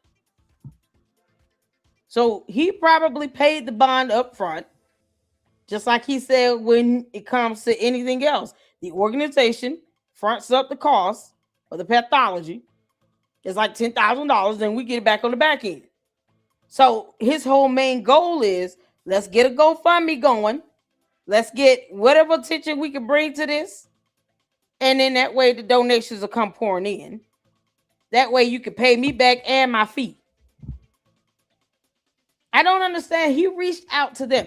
And this is the scam about this this minister of justice and people like him. The whole grift is because they don't want to get jobs. Let me go out, insert myself into this situation, but then say, well, we're trying to do the work to help get justice, but we need money for that. And then they go and they ask their platforms and stuff, their whole supporters and whatever, to fund them to come out and yell and scream about your case.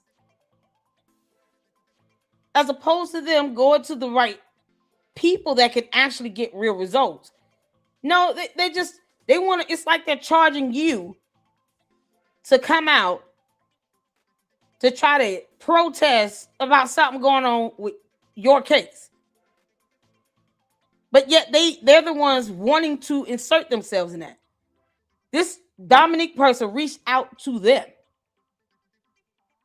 So why would they give him money? Logically speaking, right?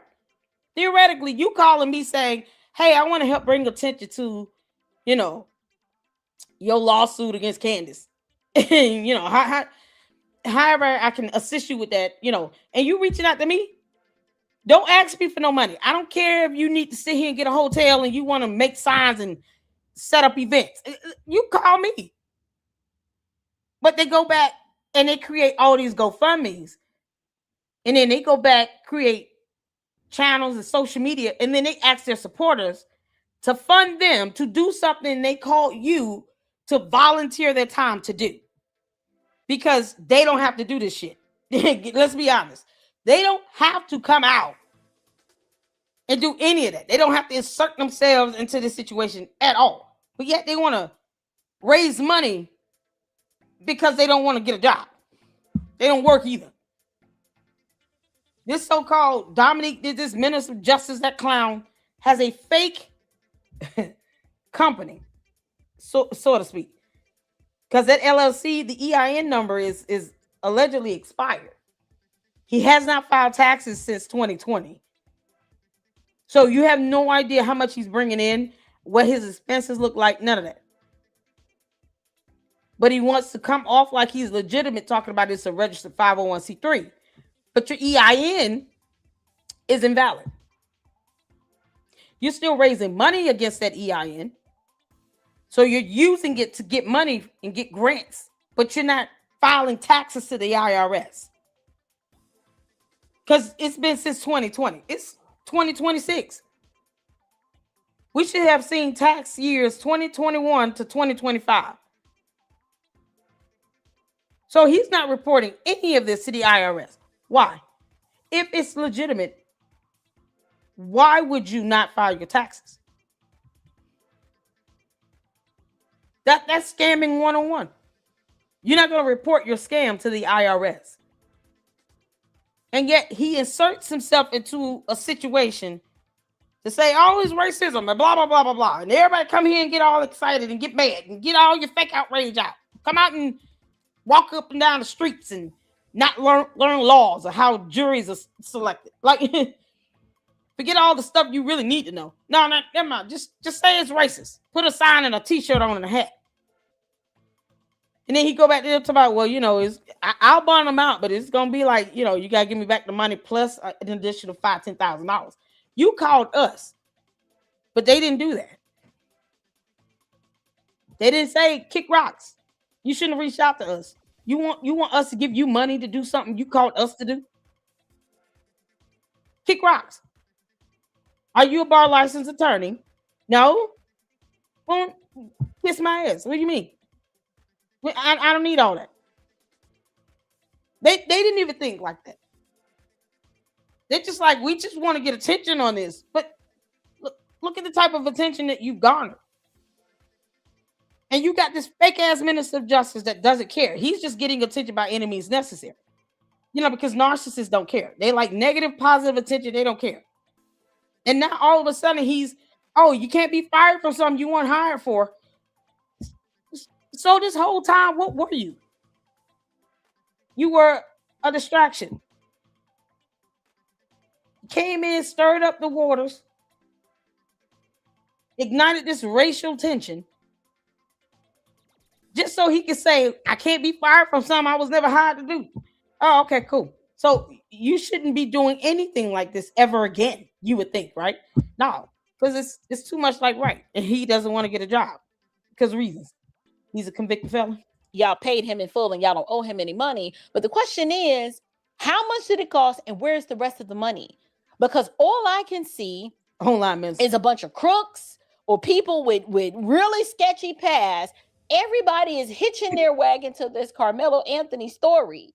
And the more y'all want to convince us that it was racism, hatred, and bigotry as to why he didn't get a fair trial, it's starting... The truth is coming out and nobody believes y'all.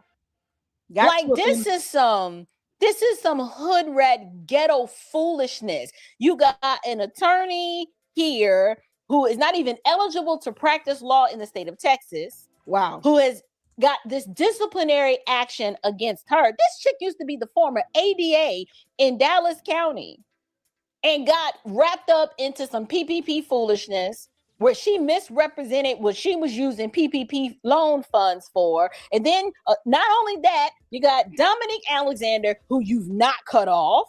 He's still associated with you. And then you had Charleston White.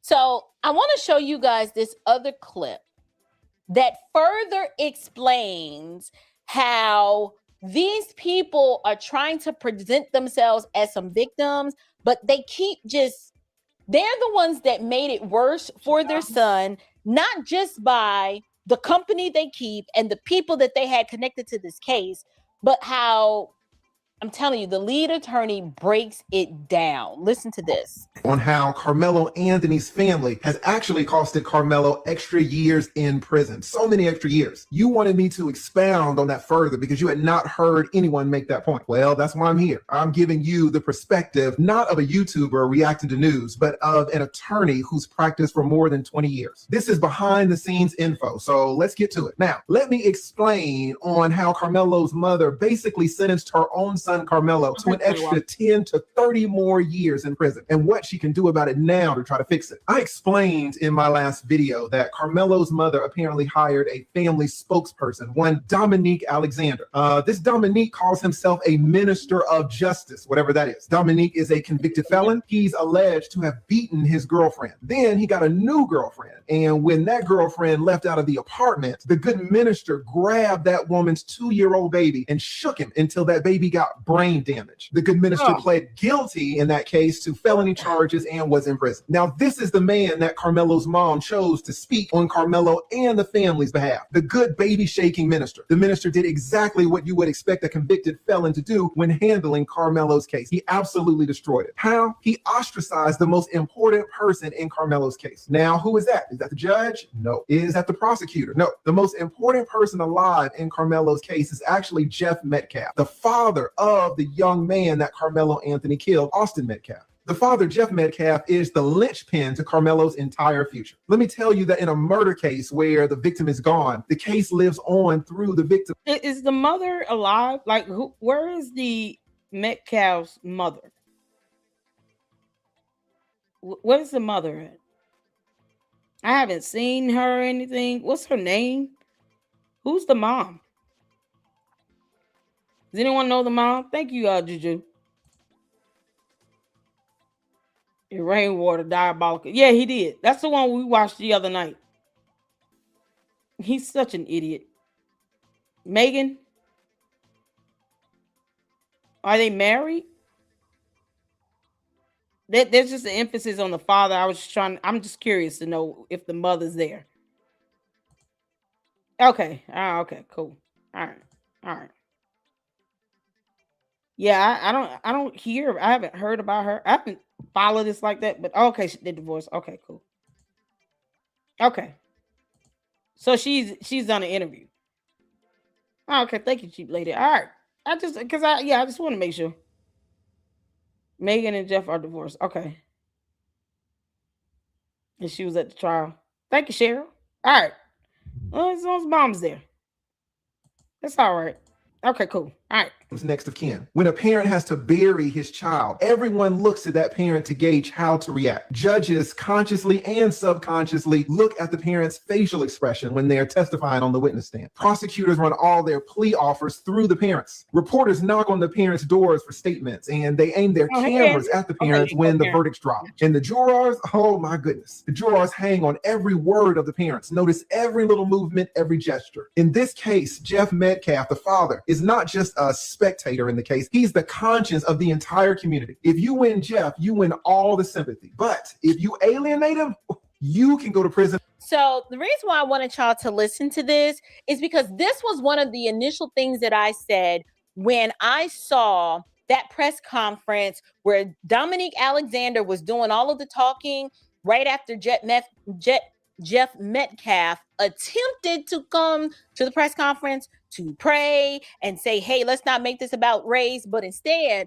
the Karmelo Anthony family allowed Dominique Alexander to speak on their behalf. I knew it was over. I said, and here's the thing, I'm not even an attorney. I don't even have paralegal experience. But if I was on the defense team, I would have told the Karmelo Anthony family, look here, we're going to defend you. And we're going to defend you vigorously. Here's what we need you to do. Not only are you going to pay for Austin Metcalf's funeral, you're going to send some flowers. You are going to reach out to the Metcalf family, offer your condolences, offer your sympathy, and you're going to write a nice big check. That's what you're going to do. And then we need to hear, not just from you, the parents, but we need to hear from Karmelo, a speech that we will write for him, but we need it to sound sorrowful, with a contrite heart, and with lots of tears, because that is going to help your defense. We may not be able to get your son off, but what we can probably alleviate is the severity of his sentence. That is what you want. Everybody ain't on your side right now, and the best way for us to get people on your side is if we can get the Austin Metcalf family to, at least at minimum, get a sense that you are sorrowful for what you've done and that you didn't mean to kill him. And that is going to play and have so much weight during the trial. That's what we need you to do. Do I make myself clear? Yep. That would have been the terms and conditions on which I would have been willing to defend Karmelo Anthony. Yep. I would have been like, you do realize you about to pay for that funeral.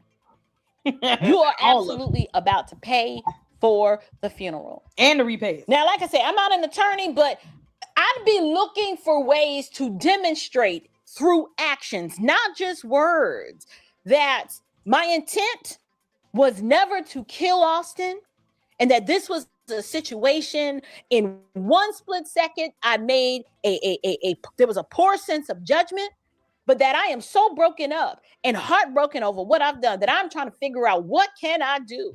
I can't bring your son back, but maybe this token of peace is, or an olive branch or something. And then the last thing I would have done is listen to what the father said. If the father said this ain't about race, it ain't about race.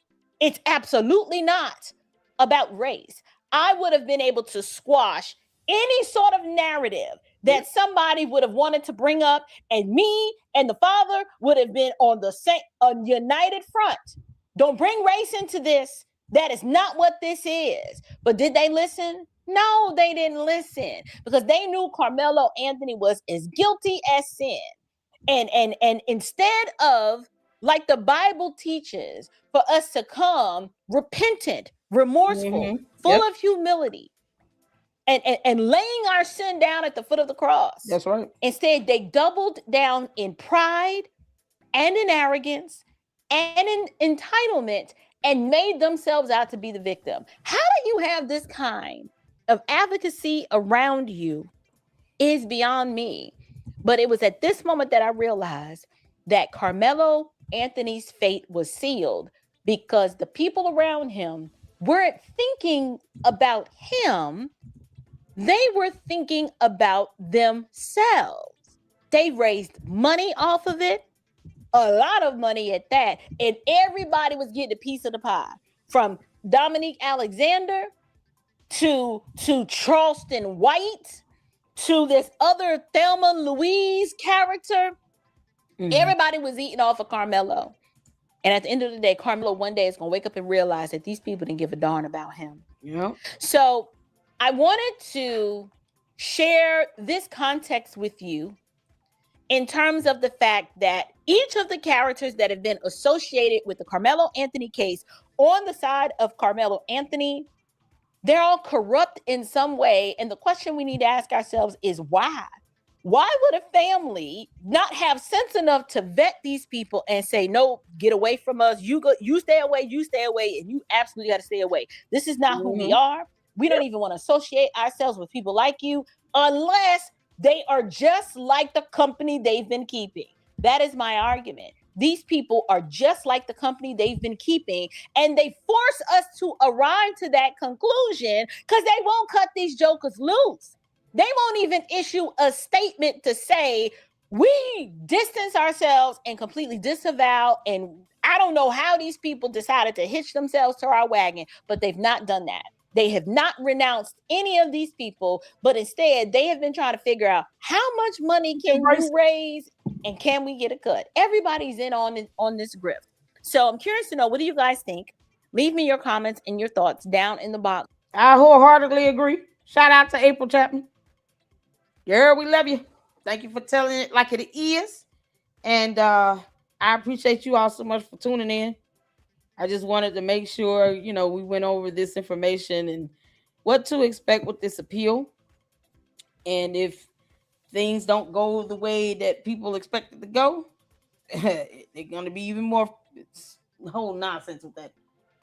it's going to come down to, oh, well, yeah, it's still so flawed and everything's so racist. It's like, no, you gotta, at some point, it should be the emphasis of ensuring that justice remains impartial, neutral, and fair, because if it's the other way around, they will still be crying things are racist if it didn't go their way according to the law. He had a fair trial, and he was convicted of murder. He got 35 years. Like I said, I think the letter of the law should have been appealed. Yeah, I think he should have gotten, 50 to life or life without, I think he should have got life without parole. But that's, they would want that if it were the other way around. So all this fake outrage and race baiting, that stuff don't work in court. And people will realize the hard way when they see that it's taken about almost a good year to get an appeal going. And then they realize, oh man, he might not even get an appeal granted. So, like I said, this dream team, attorney team, whatever they are, were MIA this whole time until now. Because really, it's like just dividing up the paperwork. You get this stack, you get this stack, you go through this, you go through the videos, and just kind of going through to see if there were any legal errors or inconsistencies or something to that extent, to where it's material to the case that the appellate court will look at and say, okay, cool, we're going to go ahead and grant, a retrial on this or that, or just the whole thing altogether. Like, they're going to have to be compelling based on the finding, of those legal errors, not based on their feelings and emotions. So, thank y'all so much for tuning in. Shout out to April. Y'all support her movie. It looks good. I was that the dude caught me off guard. He does look like a televangelist. I don't know if that's her husband or not, but more power to you, girl. You're doing it up, honey. So I appreciate you all. We got a Candace live stream to get to, and then that's going to be it. So make sure you guys hit that like button and hype this up at the conclusion of the live stream. And if you can, join me in the Candace live. If not, I will see you all on tomorrow. And until then, that's not her husband. Okay, cool. Thank you. Until then, Lady Luck Club out. Deuces.